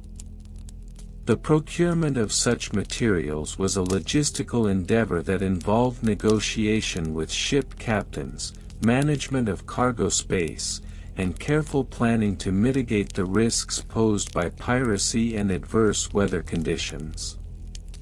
Artisans often relied on intermediary merchants who specialized in the trade of polishing materials. These merchants played a pivotal role in ensuring that artisans had access to high-quality abrasives and polishing agents, such as oils and waxes derived from local plants. The relationship between artisans and merchants was symbiotic. Artisans depended on merchants for their raw materials, while merchants relied on the artisans to create finished products that appealed to the affluent classes.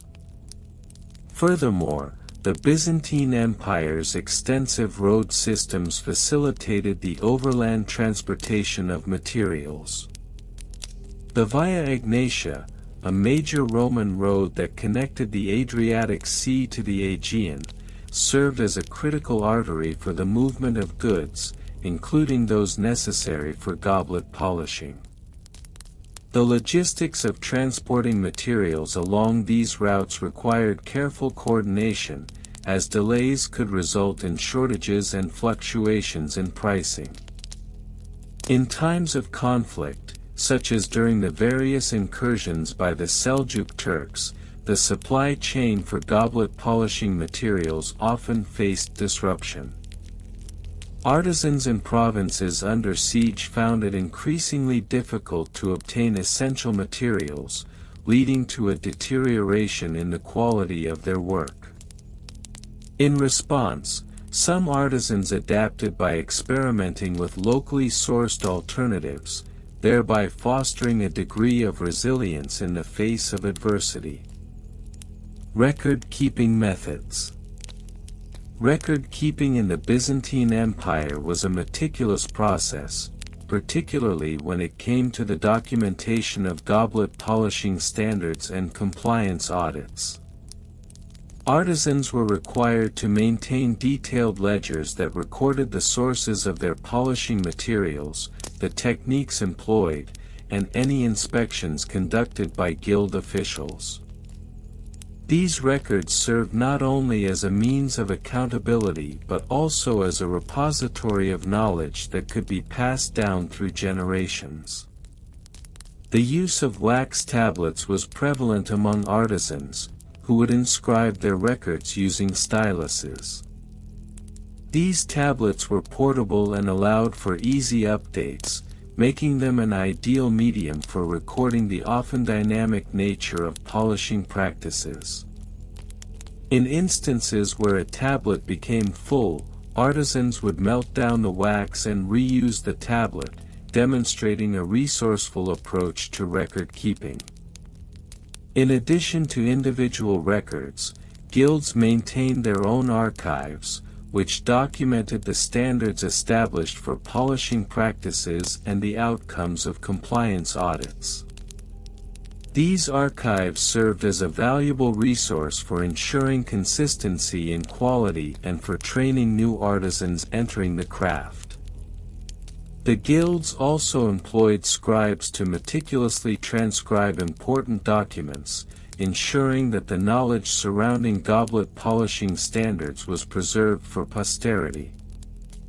Furthermore, the empire's bureaucratic apparatus instituted formal protocols for record-keeping, requiring artisans to submit annual reports detailing their compliance with established polishing standards.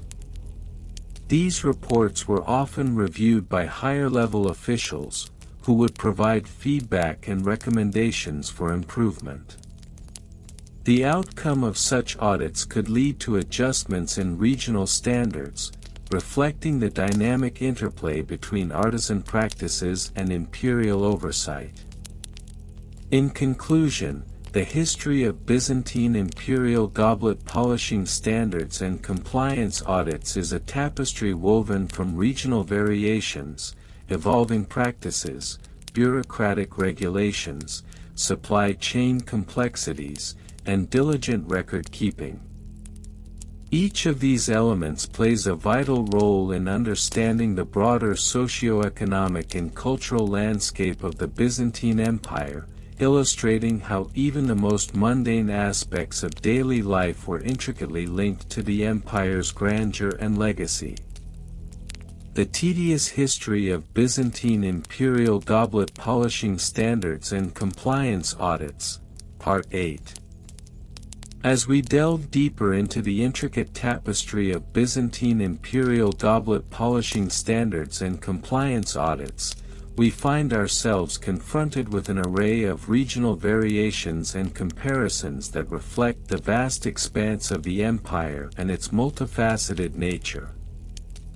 The Byzantine Empire, at its zenith, encompassed diverse cultures, languages, and customs, which inevitably influenced the variations in goblet polishing standards across different regions. ### Regional variations and comparisons. In the provinces of Anatolia, for instance, the goblet polishing standards were largely influenced by the local artisanal traditions. Artisans in cities such as Ephesus and Smyrna developed unique techniques that blended Greek and local Anatolian practices. The use of local materials, such as the fine alabaster found in the region, resulted in goblets that required specific polishing methods to enhance their natural luster. Here, artisans employed a combination of natural abrasives, such as crushed marble dust, and organic oils to achieve the desired sheen. The meticulousness of these methods was codified in regional guild regulations, which stipulated not only the polishing techniques but also the acceptable uniformity of the goblet's finish. In contrast, the goblet polishing practices observed in the Balkans bore a different character, influenced by Slavic and Ottoman interactions. The goblet designs from this region often featured intricate carvings and decorative embellishments that necessitated a different approach to polishing. Artisans utilized a mixture of fine sand and animal fat to create a slurry, which they would then employ to achieve a high gloss on their work. The guilds in this region, while similar in structure to those in Anatolia, placed a heavier emphasis on the aesthetic aspects of polishing, resulting in a set of standards that prioritized artistic expression over mere compliance with imperial directives. Moreover, the island of Crete presented yet another distinct set of practices, heavily influenced by Venetian trade and the artistic styles of the Mediterranean. The goblets produced here often featured elaborate glass inlays and gold leaf, which required a special polishing regimen to avoid damaging these delicate materials. The regulations in Crete emphasized the importance of non-abrasive polishing compounds, advocating for the use of soft cloths and natural waxes derived from local bees. The divergent practices across these regions highlights the complexity of the Byzantine Empire's approach to goblet polishing, demonstrating that regional identity and local resources played crucial roles in shaping the standards of compliance. #Evolution over different time periods. The evolution of goblet polishing standards throughout the Byzantine Empire mirrors broader socio-political changes that occurred over the centuries. In the early Byzantine period, particularly during the reign of Justinian I, 527 to 565 CE, there was a strong emphasis on centralization and control. The imperial court sought to standardize practices across the empire, leading to the establishment of a set of comprehensive regulations governing goblet polishing. These regulations were often disseminated through imperial edicts, which outlined acceptable materials, techniques, and tools. As the empire progressed into the Middle Byzantine period, 843–1204 CE, the standards began to reflect a growing influence of local customs and artisanal practices. The rise of regional guilds allowed artisans to negotiate their standards, leading to a patchwork of polishing techniques that varied widely in quality and methodology. Compliance audits during this period became more decentralized, often conducted by local guild leaders rather than imperial inspectors. This shift highlighted a growing recognition of the importance of local craftsmanship, albeit at the potential expense of uniformity. The late Byzantine period, particularly in the wake of the Fourth Crusade, 1204 CE, saw a further fragmentation of standards as the empire faced external pressures and internal strife. The loss of Constantinople and the establishment of rival states prompted a decline in centralized oversight, leading to a resurgence of independent artisanal practices. The goblet polishing standards during this time became even more localized, with each region adapting its techniques to accommodate the shifting political landscape. The bureaucratic regulations that had once governed polishing practices became increasingly irrelevant as artisans prioritized survival and adaptation over adherence to imperial edicts. Bureaucratic regulations and laws. The bureaucratic landscape surrounding goblet polishing was intricate and multifaceted, characterized by a labyrinth of regulations that evolved over time. The initial codification of goblet polishing standards can be traced back to the establishment of the Codex Justinianus, which sought to unify legal practices across the empire. This codex included specific provisions regarding the quality of materials used in goblet production and the acceptable methods of polishing. Artisans were required to register their techniques with local authorities and subject themselves to periodic inspections to ensure compliance with these imperial standards. As the guild system matured, the bureaucratic framework surrounding polishing standards became more elaborate. Guilds were tasked with the oversight of their members, creating a hierarchy of compliance that extended from local artisans to regional guild leaders and ultimately to the imperial court. Records of compliance audits were meticulously maintained, documenting each artisan's adherence to established standards. These records often included detailed descriptions of the polishing techniques employed, the materials used, and any discrepancies observed during inspections. The regulatory landscape was further complicated by the introduction of imperial decrees aimed at protecting the interests of the state and promoting trade. For instance, during periods of economic hardship, the Byzantine government would occasionally issue temporary regulations that mandated a reduction in the quality of polishing materials to ensure affordability for the populace. Such measures, while well-intentioned, often led to confusion among artisans who struggled to navigate the shifting landscape of compliance. #Supply chain and logistics. The supply chain and logistics associated with goblet polishing standards were integral to the functioning of the Byzantine economy. The procurement of raw materials for goblet production and polishing involved a complex network of trade routes that spanned the empire and beyond. Artisans relied heavily on local quarries for materials such as marble and alabaster, but they also sourced finer polishing compounds from far-flung regions. For instance, the exquisite pumice stone used in polishing was often imported from volcanic regions in the Aegean, necessitating a well-organized logistics framework to ensure timely delivery and quality control. Transportation of these materials was often a cumbersome process. Artisans had to navigate the empire's intricate system of roads and waterways, relying on a combination of pack animals and merchant vessels to convey their supplies.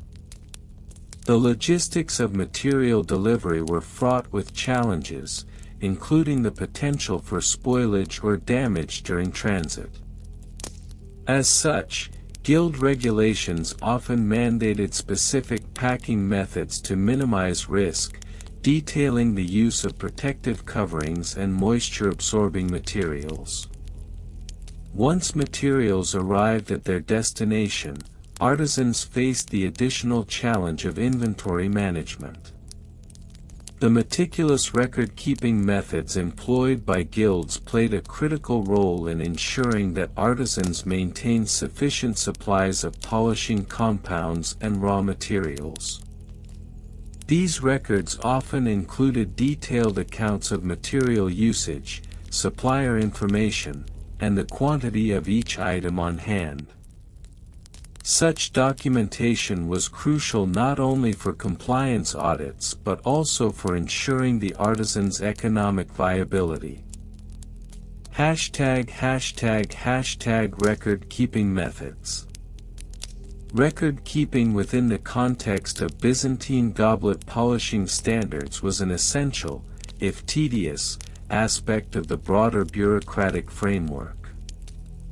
Artisans were required to maintain detailed logs of their activities, documenting the materials used, the techniques employed, and the outcomes of compliance audits.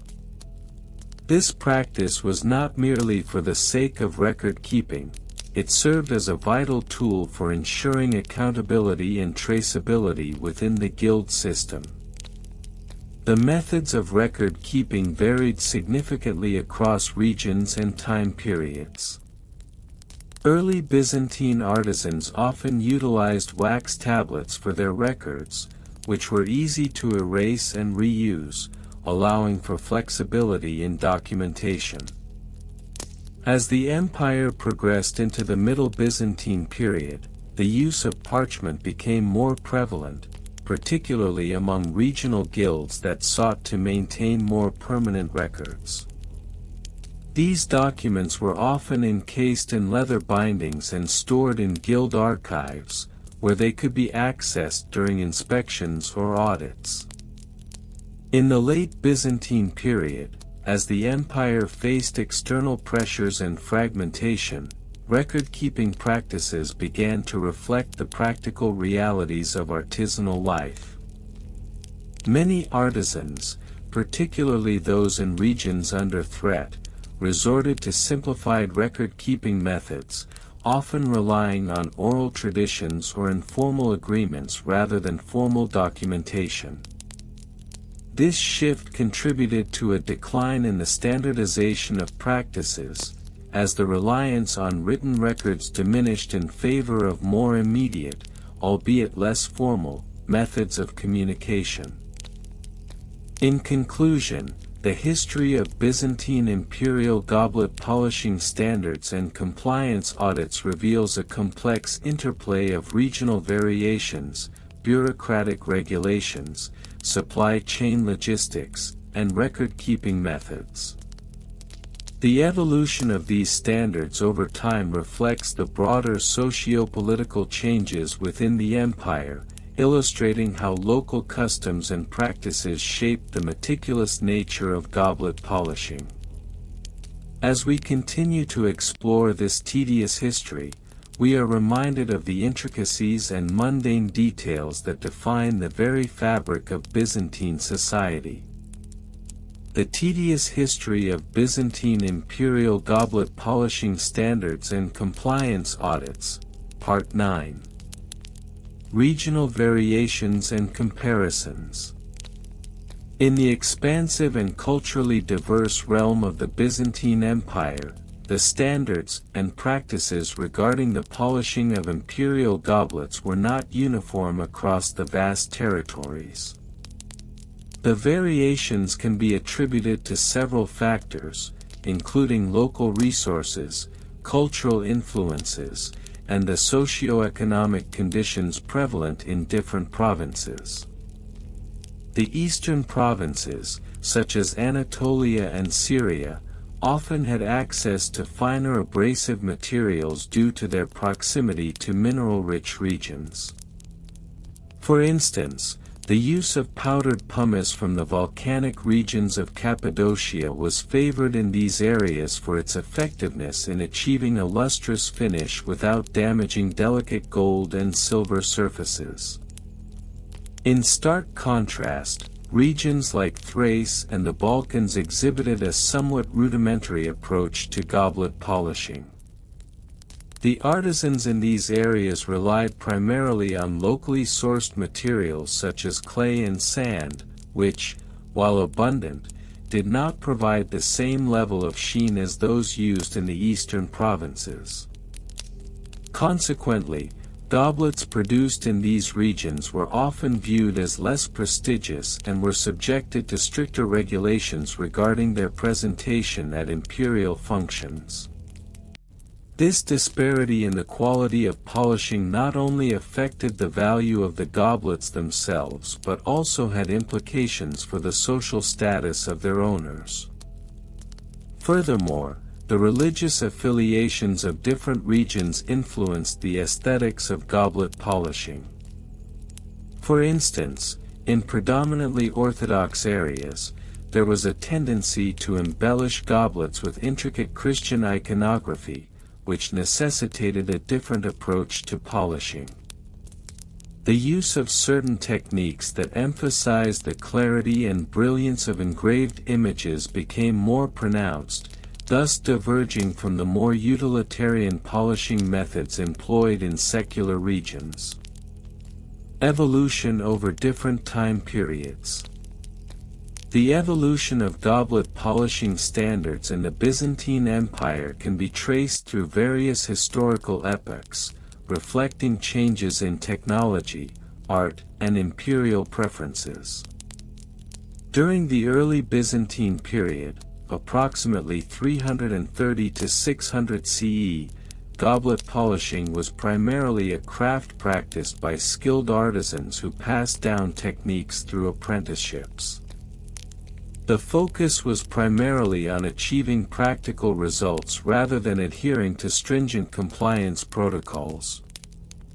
As the empire transitioned into the Middle Byzantine period, 600–1204 CE, the influence of the Byzantine court's aesthetic preferences began to manifest in the standards for goblet polishing. The establishment of the Imperial Guild of Goldsmiths in the 9th century formalized the training and certification of artisans, introducing a more systematic approach to polishing techniques. This period also saw the introduction of specialized tools, such as the lathe and polishing wheels, which allowed for more uniform finishes and increased efficiency. The late Byzantine period, 1204 to 1453 CE, witnessed a dramatic shift due to the political turmoil and the eventual fall of Constantinople. The standards for goblet polishing became more closely associated with the production of luxury items for the elite, leading to an emphasis on opulence and intricate designs. Compliance audits became more rigorous, reflecting the need to maintain the empire's reputation for high-quality craftsmanship amidst increasing competition from neighboring states and emerging powers. Bureaucratic regulations and laws. The Byzantine Empire was renowned for its complex bureaucracy, which extended even to the seemingly mundane task of goblet polishing. Various edicts and regulations were established to ensure that the standards for polishing were upheld across the empire. The Codex Justinianus, compiled under Emperor Justinian I in the 6th century, included provisions that governed not only the production of goblets but also the qualifications required for artisans involved in their polishing. One notable regulation mandated that all goblets intended for imperial use must undergo a rigorous compliance audit conducted by appointed officials known as goblet inspectors. These inspectors were tasked with examining the polishing techniques employed, the quality of materials used, and even the working conditions of the artisans. Any goblet that did not meet the established standards was subject to confiscation and destruction, a practice designed to uphold the integrity of Byzantine craftsmanship. Moreover, the introduction of a tiered system of compliance audits further complicated the process.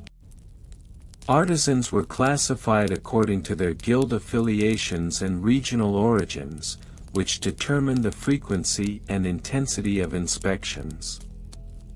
For instance, artisans of higher status from Constantinople faced more frequent audits compared to those from rural areas, reflecting the centralization of power and prestige within the imperial capital. Supply chain and logistics. The logistics of goblet production and polishing were intricately linked to the empire's extensive trade networks. The supply chain for polishing materials involved a complex web of local and regional suppliers who sourced everything from abrasives to polishing agents. The procurement of high-quality materials was essential, as the prestige of the goblets often depended on the purity and richness of the metals used. One of the most sought-after materials for polishing was the fine clay known as kaolin, sourced from specific locations across the empire. Its rarity meant that artisans had to establish reliable channels of distribution, often leading to the formation of guilds that specialized in the trade of polishing materials. These guilds played a pivotal role in maintaining quality control, as they regulated the extraction and processing of materials to ensure consistency across the empire. Additionally, the logistics of transporting goblets, both for polishing and for eventual display, were fraught with challenges. Artisans often had to navigate treacherous routes to deliver finished products to the imperial court. The use of specially designed crates and protective wrappings became standard practice, reflecting the value placed on these polished goblets. Shipping documents, which detailed the contents and condition of each shipment, were meticulously maintained as part of the compliance audit process. Record-keeping methods. The meticulous nature of goblet polishing standards necessitated robust record-keeping practices. Artisans and guilds were required to maintain comprehensive logs detailing every aspect of the polishing process, from the types of abrasives used to the duration of polishing sessions. These records serve not only as a means of compliance but also as a valuable resource for future artisans seeking to replicate successful techniques. The records were often inscribed on parchment or papyrus, and specialized scribes were tasked with the responsibility of maintaining these documents. In some instances, artisans employed a system of marks or symbols to indicate the specific techniques and materials utilized in the polishing process. This practice not only facilitated compliance audits but also fostered a sense of tradition and continuity within the craft. Furthermore, the introduction of the Byzantine logbook in the 10th century formalized the documentation process. Each guild was mandated to keep a logbook that included entries on compliance audits, material acquisitions, and artisan training sessions. These logbooks were periodically reviewed by government officials, who ensured that artisans adhered to the established standards and regulations. In conclusion, the history of Byzantine imperial goblet polishing standards and compliance audits reveals a complex interplay of regional variations, bureaucratic regulations, supply chain logistics, and meticulous record-keeping practices. While the topic may initially seem mundane, it serves as a fascinating lens through which to view the intricacies of Byzantine life, culture, and governance. The evolution of these standards not only reflects the changing tastes and preferences of the imperial court, but also underscores the importance of craftsmanship in a society that valued both aesthetic beauty and adherence to tradition. Thus, as we delve deeper into the layers of this tedious history, we uncover not just the polishing of goblets but a rich tapestry of human endeavor, marked by diligence, artistry, and an unwavering commitment to excellence. The tedious history of Byzantine imperial goblet polishing standards and compliance audits, Part 10. In the aforementioned segments of this exhaustive examination into the Byzantine imperial goblet polishing standards and compliance audits, we have traversed through various epochs and explored the intricacies of the bureaucratic machinery that underpinned the polishing practices. In this installment, we shall delve into the regional variations and comparisons that existed across the vast expanse of the Byzantine Empire, the evolution of these standards over the centuries, the bureaucratic regulations and laws that governed them, the supply chain and logistics involved in the materials required for goblet polishing, and the meticulous record-keeping methods adopted by the imperial auditors. #Regional variations and comparisons. The Byzantine Empire was characterized by its vast geographical spread, encompassing diverse cultures, economies, and local practices.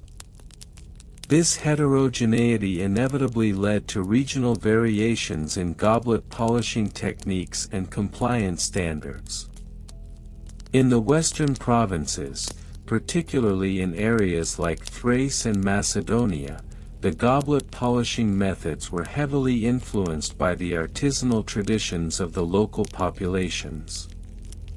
Here, craftsmen often employed rudimentary tools, such as coarse cloths made from sheep wool, which were less effective in achieving the polished sheen favored by imperial standards. Conversely, in the eastern provinces, particularly in Anatolia, the goblet polishing process was more sophisticated, incorporating advanced techniques that showcased the influence of Persian and Arab artisans. The polishing agents employed in these regions often included finely ground quartz and a blend of oils, which were believed to enhance the luster of goblets made from precious metals. The artisans in these eastern provinces were known for their expertise in the delicate art of polishing, often passing down their knowledge through generations in tightly knit guilds.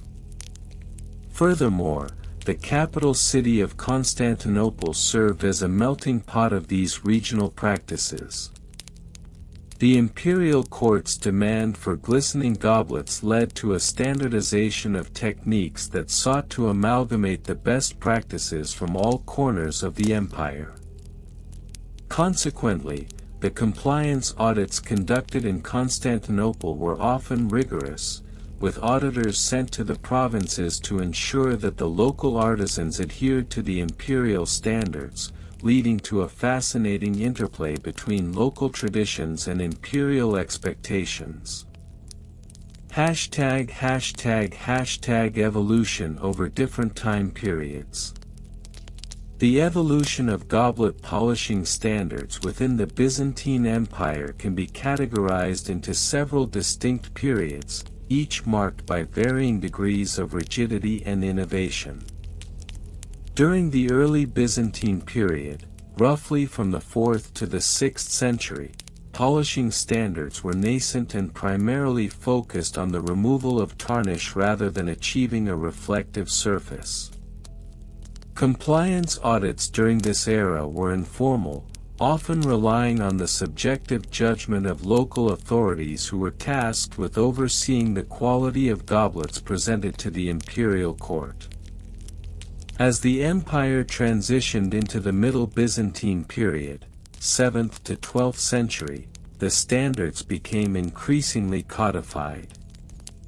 The establishment of the logothete of the dramos, the official responsible for overseeing luxury goods, led to the formulation of specific guidelines for goblet polishing.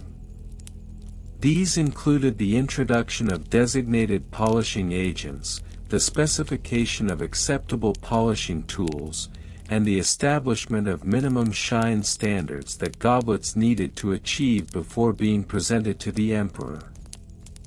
Compliance audits became more formalized, with the introduction of written reports that detailed the performance of local artisans and the quality of their output.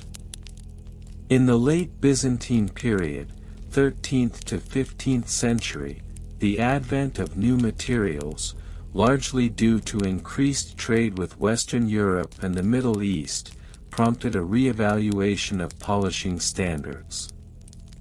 The introduction of glass goblets, which required a distinct polishing technique, led to an expansion of the compliance framework to encompass a wider array of materials.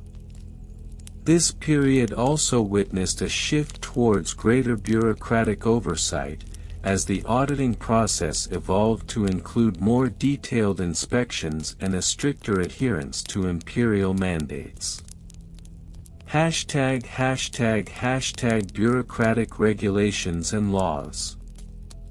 As the standards and practices surrounding goblet polishing evolved, so too did the bureaucratic regulations that governed them. The Byzantine legal system, with its intricate web of codes and edicts, played a significant role in shaping these regulations. The Ecloga, a legal code established by Emperor Leo III in the 8th century, included provisions that pertained to luxury goods and their proper maintenance, thereby indirectly influencing the standards for goblet polishing. Among the notable regulations was the stipulation that all goblets presented to the emperor must be polished to a minimum standard of reflectivity, as determined by a standardized measurement apparatus known as the luminometer. This device, although rudimentary by modern standards, was designed to measure the amount of light reflected off the surface of a goblet and was a critical tool employed by auditors during compliance checks. Moreover, the Byzantine state instituted penalties for non-compliance, which could range from fines imposed on artisans to the confiscation of improperly polished goblets. In some cases, repeat offenders were subjected to public humiliation, such as being paraded through the streets with their poorly polished wares. Such measures exemplified the empire's commitment to maintaining high standards in the realm of luxury goods. #Supply chain and logistics. The supply chain involved in goblet polishing was a complex network that intertwined local artisans with imperial demands. The raw materials required for polishing, such as polishing cloths, abrasive agents, and oils, were often sourced from various regions within the empire. For instance, the finest linen for polishing cloths was procured from the fertile plains of Egypt, while the prized oils were extracted from olives grown in the sun-drenched hills of Palestine. The logistics of transporting these materials were no trivial matter. The Byzantine Empire boasted an extensive network of roads and waterways, facilitating the movement of goods across vast distances. However, the transportation of delicate polishing supplies was fraught with challenges. Artisans often employed specialized vessels known as polishing caravans, which were designed to protect the fragile materials during transit. These caravans were manned by skilled laborers who possessed an intimate knowledge of the best routes and the seasonal challenges posed by inclement weather or banditry. Upon reaching the local workshops, the raw materials would undergo various processes before being utilized in goblet polishing. For instance, polishing agents would often be prepared through meticulous grinding and mixing, ensuring that the right consistency and granularity were achieved. The precision with which these materials were prepared was critical. Even slight deviations could lead to subpar polishing results and potential non-compliance during audits. Record-keeping methods. Record-keeping within the Byzantine imperial system was an intricate affair, particularly in the context of goblet polishing. The auditors responsible for monitoring compliance were required to maintain detailed records of their findings. This documentation served not only as a historical account of artisans' performances but also as a means of accountability within the bureaucratic structure. The methods of record-keeping evolved alongside advancements in writing technology. Early auditors relied on wax tablets and styluses for note-taking, which allowed for quick annotations but were less durable. As the empire progressed into the Middle Byzantine period, the introduction of parchment and ink revolutionized record-keeping. Auditors began to compile comprehensive reports that included not only the names of artisans and their respective outputs but also qualitative assessments of the polishing standards achieved. Moreover, the system of record-keeping was bolstered by the establishment of official registries within the Basilica, the central administrative body of the Byzantine Empire. These registries contained vital information about the compliance status of local artisans, the materials used, and the results of periodic audits. The meticulous nature of these records often bordered on the obsessive, with auditors even noting the weather conditions on the days of inspections, as it was believed that humidity and temperature could impact the polishing process. In conclusion, the Byzantine imperial goblet polishing standards and compliance audits reveal a fascinatingly intricate tapestry of regional variations, evolving regulations, logistical challenges, and rigorous record-keeping practices. The interplay between local traditions and imperial expectations forged a complex relationship that not only ensured the maintenance of high standards in luxury goods but also reflected the broader socio-political dynamics of the empire.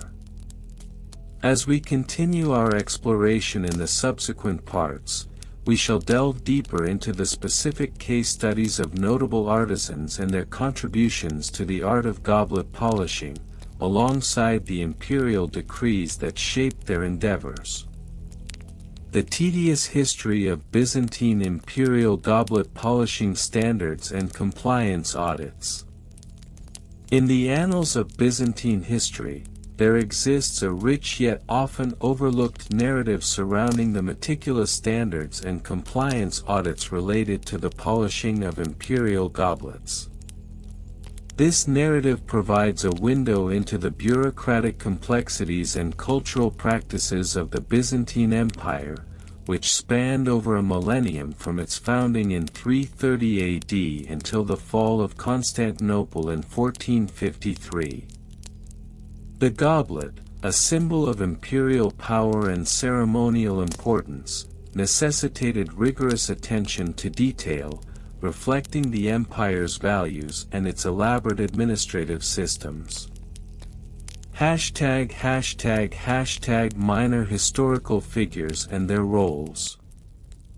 While figures like Emperor Justinian I and Empress Theodora often dominate the historical discourse, numerous lesser-known individuals played pivotal roles in shaping the standards for goblet polishing. For instance, a certain Procopius of Caesarea, although famous for his historical works, also dabbled in the minutiae of court etiquette and ceremonial practices. In his lesser-known treatise, De Polishing Goblets, he detailed the expectations for goblet maintenance, emphasizing the need for a reflective surface that not only enhanced the aesthetic appeal but also symbolized the purity of the imperial household. Another significant figure was Michael Attaliates, a bureaucrat and historian, who served during the 11th century. In his writings, he often lamented the decline of standards in goblet polishing, attributing it to the moral decay of the aristocracy. He painstakingly documented various incidents where goblets were found tarnished during official ceremonies, leading to public disgrace for the responsible officials. His observations provide a fascinating glimpse into the bureaucratic frustrations of the time and the importance placed on these seemingly mundane objects. ##### Specific case studies with dates. A detailed examination of specific case studies reveals the practical implications of goblet polishing standards within Byzantine society. One notable incident occurred in 964 AD during the reign of Emperor Nikephoros II Phocas. An imperial banquet was marred by a scandal involving the tarnished goblet of the emperor himself. Historical records indicate that the goblet was presented to Nikephoros filled with a rare wine from the region of Pontus.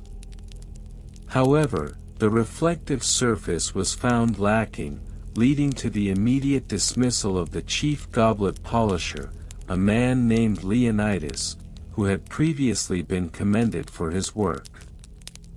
This incident sparked an empire-wide reevaluation of polishing standards and compliance audits, resulting in the establishment of a formal guild of goblet polishers bound by a strict code of conduct. Another significant case emerged in 1185 AD during the reign of Emperor Isaac II Angelos. During a state dinner to honor foreign dignitaries, an overly polished goblet caused a near disaster. The goblet, which had been buffed to an excessive sheen, reflected light in such a way that it momentarily blinded one of the guests, leading to an embarrassing situation that required immediate diplomatic intervention. This incident prompted the issuance of the Regulations of Goblet Polishing, which specifically delineated acceptable levels of sheen and clarity, establishing what would become known as the glossiness index.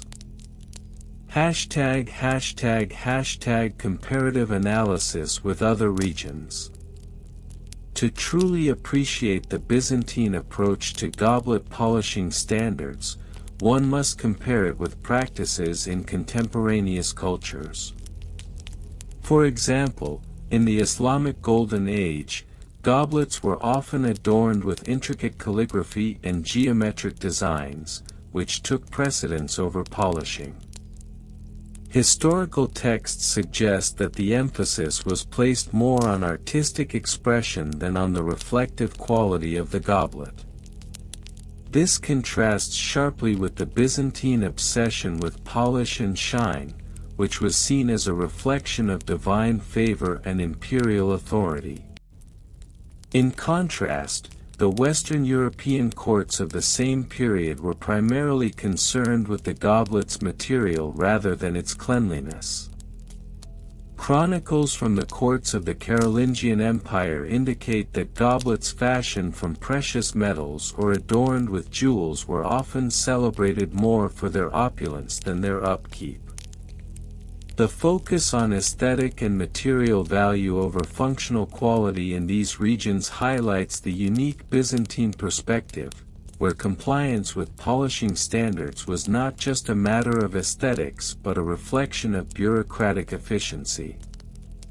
### Archaeological findings and interpretations. Archaeological excavations throughout the former territories of the Byzantine Empire have uncovered a wealth of goblets, some of which exhibit varying degrees of polish. One particularly notable excavation took place in the early 20th century at the site of ancient Ephesus. Researchers discovered a cache of goblets, some remarkably well preserved, along with a set of tools believed to be used for polishing. These tools included various grades of abrasives, ranging from coarse to fine, indicating a sophisticated understanding of the polishing process. In 1967, an excavation in the ruins of a Byzantine villa in Thessaloniki yielded a goblet that was inscribed with a decree regarding polishing standards, dated to 1100 AD. The inscription read, "Let the goblets of the emperor shine as the sun in the sky, for their surface reflects the glory of our house." This artifact has been crucial in understanding the cultural significance of goblet polishing and the standards that were held in such high regard. Further studies of these artifacts have revealed a correlation between the quality of polishing and the social status of the owner. Higher-ranking officials possessed goblets with superior polish, often reflective of the emperor's own standards. This has led scholars to propose that goblet polishing was not merely a domestic chore but a significant aspect of one's social identity within Byzantine society. ### Primary source quotations, invented but plausible. The historical narrative of Byzantine goblet polishing is further enriched by the words of various figures from the time, whose reflections offer insights into their values and practices. For instance, a fictional quote attributed to the renowned historian Anna Komnene states, "The gleam of the emperor's cup serves as a beacon of his virtue. To neglect its polish is to invite the shadows of disgrace upon the imperial throne." Such sentiments illustrate the cultural weight placed upon the act of polishing. Another invented quote from the aforementioned Michael Italiates poignantly captures the bureaucratic ethos of the time. "In the world of goblet care, one must not merely shine but rather reflect the brilliance of our ancestors, for a tarnished cup is a reflection of a tarnished soul. This highlights the philosophical underpinnings that framed the Byzantine commitment to standards of goblet maintenance. In summary, the Byzantine imperial goblet polishing standards and compliance audits reflect a complex interplay of cultural values, bureaucratic intricacies, and a commitment to aesthetic beauty. Through the examination of minor historical figures, specific case studies, comparative analyses, archaeological findings, and the invention of plausible primary sources, one can gain an understanding of how these standards were not merely about goblets themselves but served as a microcosm of Byzantine society as a whole. The extensive details surrounding the history of goblet polishing standards serve to illuminate the meticulous nature of Byzantine governance and its cultural values, which prioritized both appearance and compliance in the public domain. This narrative, while seemingly mundane, is rich with implications about the nature of power, identity, and the social fabric of one of history's most intriguing empires. Ultimately, as one delves deeper into the history of Byzantine goblet polishing, it becomes evident that the reflections of these vessels are more than mere surface shine. They are reflections of an empire's ethos, its bureaucratic diligence, and its relentless pursuit of perfection in even the most trivial of matters. Therefore, the comprehensive study of this topic, while potentially tedious, is essential for a thorough understanding of Byzantine culture and administration. The history of Byzantine imperial goblet polishing standards and compliance audits is a multifaceted topic that, on the surface, may seem trivial but reveals a great deal about the intricate bureaucratic systems and cultural norms of the Byzantine Empire. This essay will explore the minor historical figures involved in the establishment and enforcement of these standards, delve into specific case studies that highlight their significance, provide a comparative analysis with other regions, examine archaeological findings that illuminate the practices involved, and present plausible primary source quotations that reflect the attitudes of the time. Minor historical figures and their roles. While emperors like Justinian and Theodosius often overshadow lesser-known figures, it is essential to recognize those who played pivotal roles in the development of goblet polishing standards. One such figure is Procopius of Caesarea, a historian whose works provide a glimpse into the mundane aspects of Byzantine life. He wrote extensively about court rituals, including the care of imperial goblets, which were not merely functional items but symbols of imperial authority and opulence. Another notable figure is Michael Psellus, a 10th-century philosopher and statesman who contributed to the codification of many Byzantine standards, including those concerning luxury goods. His treatises often included discussions about the importance of maintaining the luster of goblets, emphasizing that a poorly polished goblet could reflect negatively on the emperor's image and, by extension, the empire itself. Psellus wrote, "A goblet that gleams like the morning sun reflects the glory of the empire, its dullness, a harbinger of decay."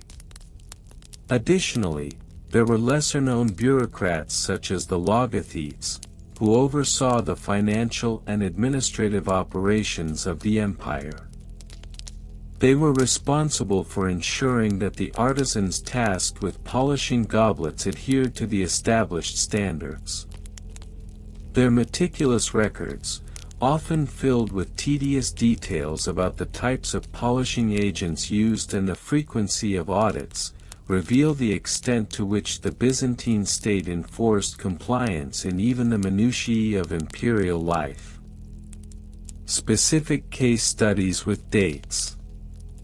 One of the earliest recorded instances of goblet polishing standards emerged in the year 532 during the reign of Justinian I. Following the Nika riots, which threatened to destabilize his rule, Justinian sought to restore not only the physical structures of Constantinople but also the grandeur of his court.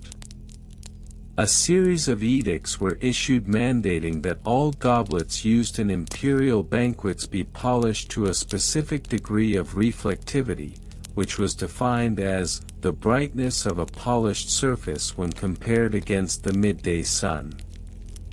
In the year 742, a compliance audit was conducted by a committee of officials appointed by Emperor Leo III. This audit was prompted by reports that some goblet artisans were using inferior polishing materials, leading to a decline in the quality of goblets within the imperial collection.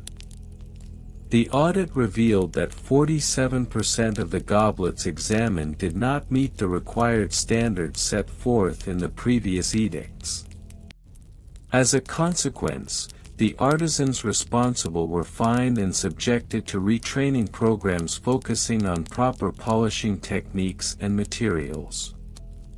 Another significant case study occurred in 867 under the reign of Basil I, who implemented a new standard known as the 5 levels of goblet polish.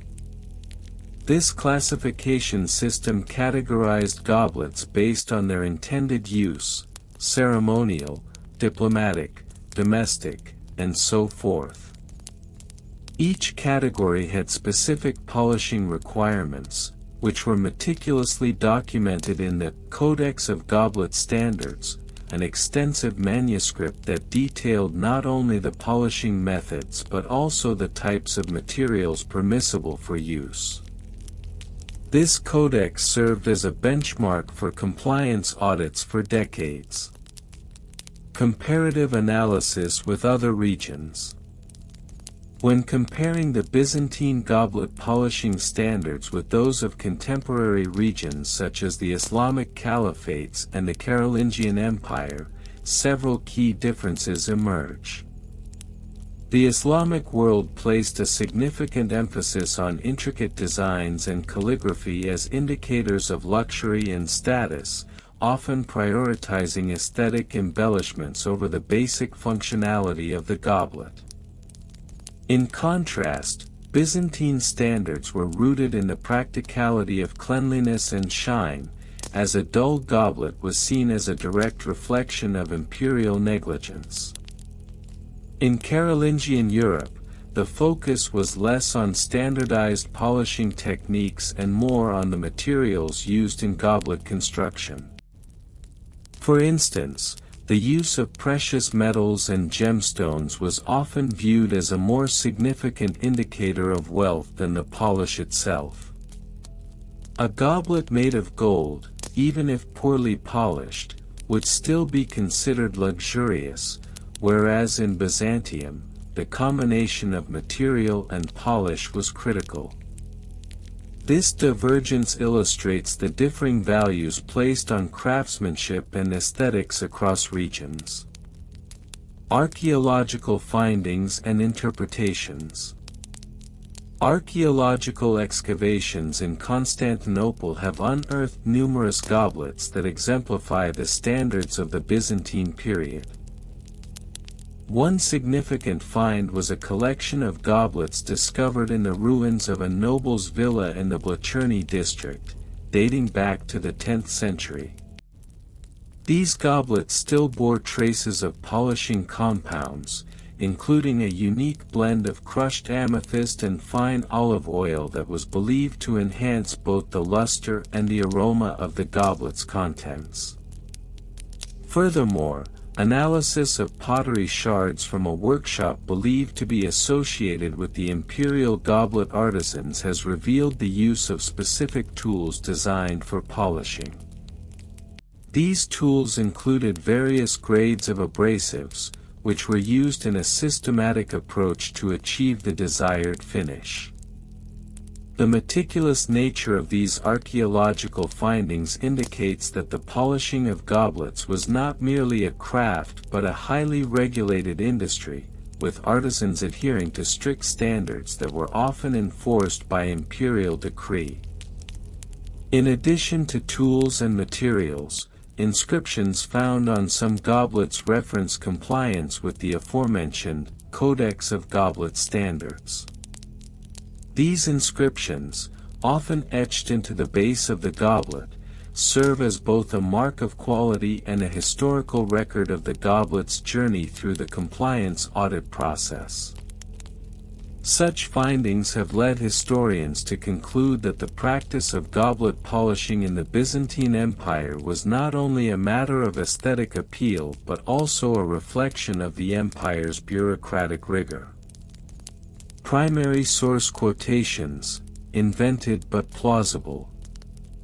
To further illustrate the attitudes of the time towards goblet polishing standards, one might reference imagined quotations from historical figures of the era.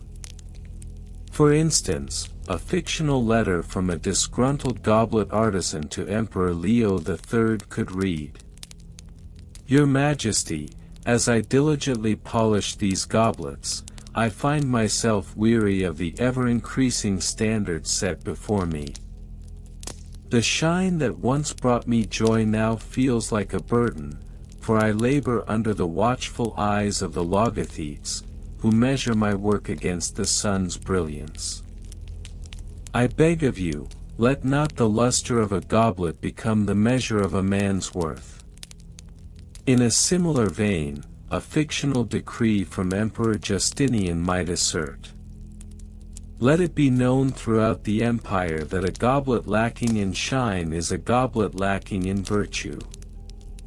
Therefore, I decree that all artisans shall be held accountable for their work, for the integrity of our goblets shall reflect the integrity of our empire."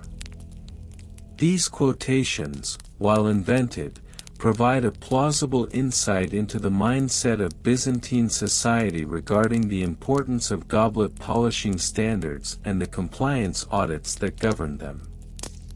Conclusion.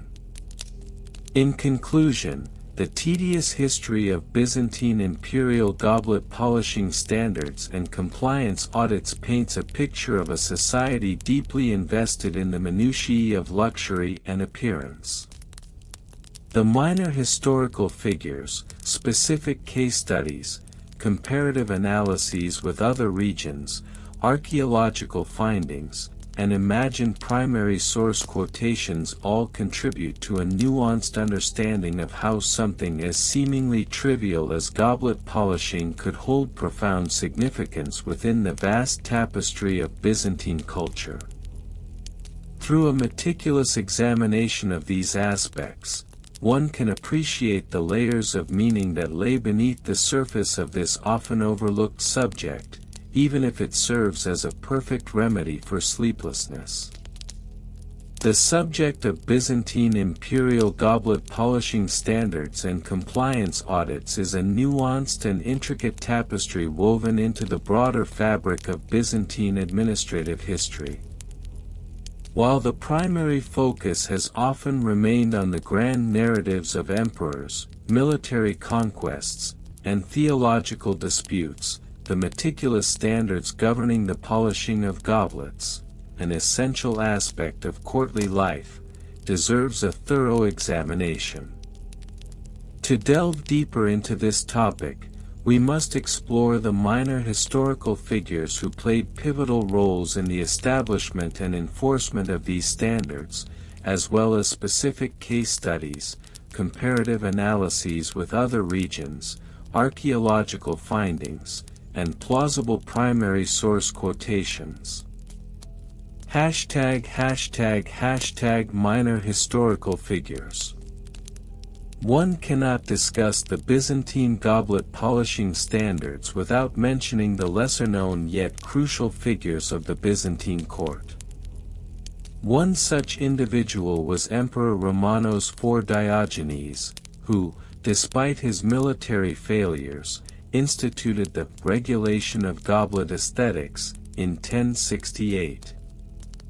This regulation laid the groundwork for the future of goblet standards in Byzantium and mandated that all goblets used in imperial banquets must not only be polished to a specific shine but must also adhere to a standardized shape and design reflective of the emperor's divine right to rule.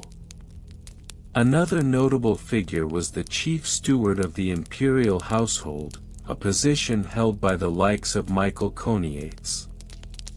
Choniates, active during the late 12th century, was known for his rigorous enforcement of the polishing standards. He famously penned a manifesto entitled De Polishing Gobletum in 1180, which outlined the necessary techniques for achieving a flawless finish. Choniates emphasized the importance of the right materials, declaring, "The purity of the cloth and the water used are as vital as the skill of the hand that polishes." Specific case studies. One illuminating case study is the Goblet incident of 1031. During a lavish banquet hosted by Emperor Romanos III Argyros, a goblet presented to the emperor bore unsightly scratches. This incident led to a scandal that rippled through the imperial court. The goblet, crafted by the renowned artisan Theodorus of Constantinople, was deemed unfit for imperial use, and a compliance audit was initiated. The audit revealed that the polishing technique employed was outdated and had not adhered to the newly established standard set forth just 3 years prior. As a result of this incident, Theodorus was publicly reprimanded, and his workshop was subject to rigorous inspections for the next decade.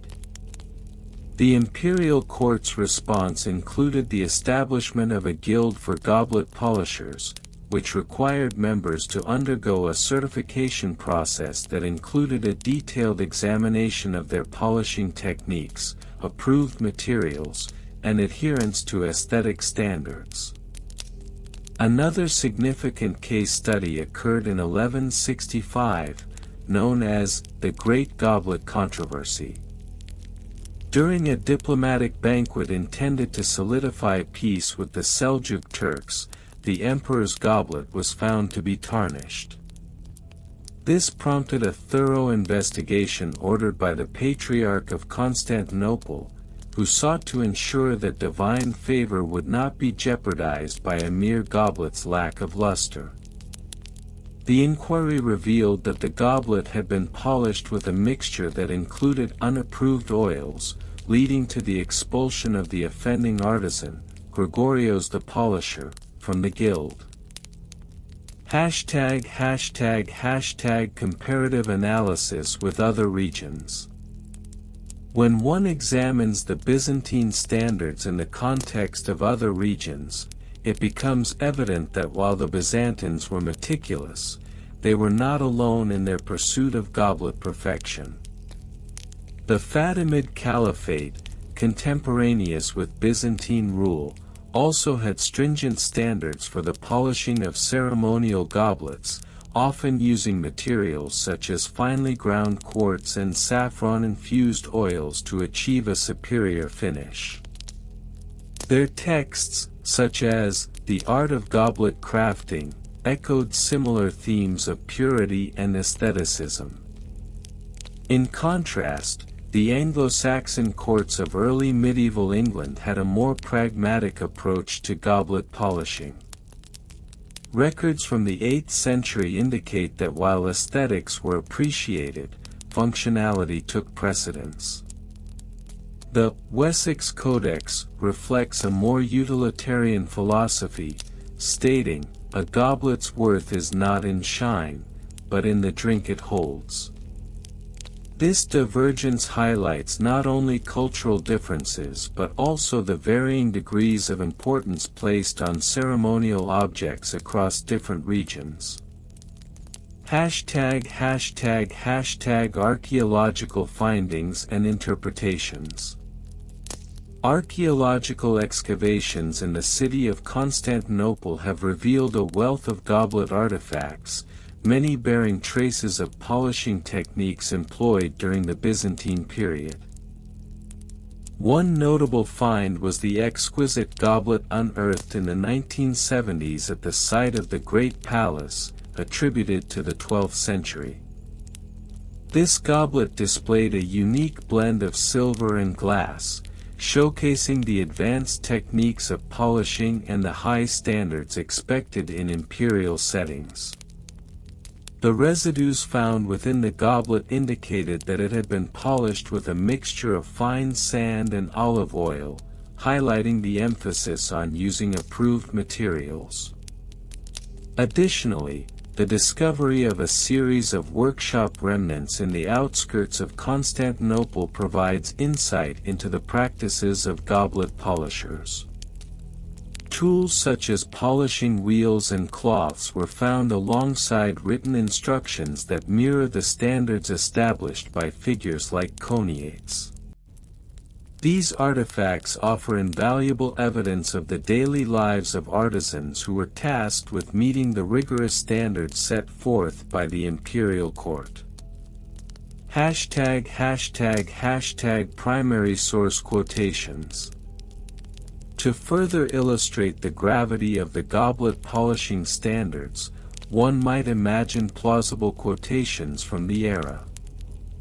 A fictional Byzantine historian, Michael of Trebizond, could have commented on the significance of polishing, stating, "For a goblet to bear the emperor's wine, it must first reflect the radiance of the sun, polished to a gleam that rivals the stars."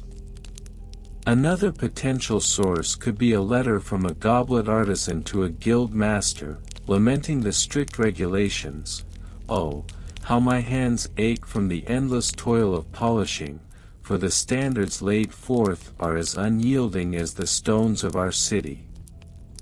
Yet, I know that in each stroke of the cloth, I forge my place in the annals of history."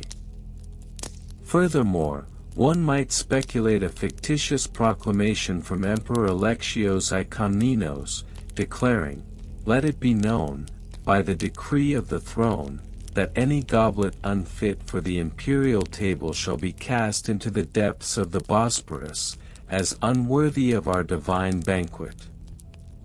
###conclusion. In conclusion, the Byzantine imperial goblet polishing standards and compliance audits represent a fascinating intersection of artistry, tradition, and bureaucracy within the Byzantine Empire. The minor historical figures who championed these standards, the specific case studies that illustrate their enforcement, and the comparative analyses with other regions all contribute to a deeper understanding of this seemingly mundane yet profoundly significant aspect of Byzantine culture. Through archaeological findings and the contemplation of plausible primary sources, one can appreciate the meticulous nature of Byzantine ceremonial life and the unwavering commitment to perfection in even the most minor details. Thus, the history of goblet polishing stands as a testament to the values held dear by the Byzantine people and the enduring legacy they left behind. And so, dear listeners, we come to the end of our journey through the intricate and often overlooked world of Byzantine imperial goblet polishing standards and compliance audits. As we have traversed the winding paths of history, from the opulent courts of Constantinople to the meticulous regulations that govern the artisans of goblet polishing, we have uncovered a tapestry woven with threads of craftsmanship, devotion, and a keen eye for detail. Each nugget of knowledge we explored today reminds us of the importance of history and the dedication that shaped the finer aspects of life in the Byzantine Empire. As we reflect on the delicate balance between artistry and regulation, we can appreciate not only the beauty of polished goblets but also the stories they hold, stories of skilled hands working tirelessly, ensuring that each piece met the highest standards of elegance and durability. The dedication of those artisans, who toiled under the watchful eyes of compliance auditors, speaks to the essence of a culture that valued both aesthetic beauty and functional excellence. It is this harmonious blend that has inspired generations and continues to resonate with us today. Thank you for joining me on this soothing exploration of the past. Your presence here is a gentle reminder of the shared journey we embark upon, even through the most niche subjects. If you find yourself wishing to revisit this serene narrative or to drift once more into the calming waters of history, remember that you can replay this journey at any time, allowing the soothing cadence of the tale to guide you back to tranquility. As we draw the curtains on our narrative, I wish you a peaceful slumber filled with dreams as rich and vivid as the colors of those ancient goblets. May the gentle rhythms of your breath lead you into a world where the worries of today melt away, leaving only the soothing whispers of history to cradle you into a restful night. Good night, dear listeners. May your sleep be deep and your dreams be sweet, carrying you softly into a new day filled with light and inspiration.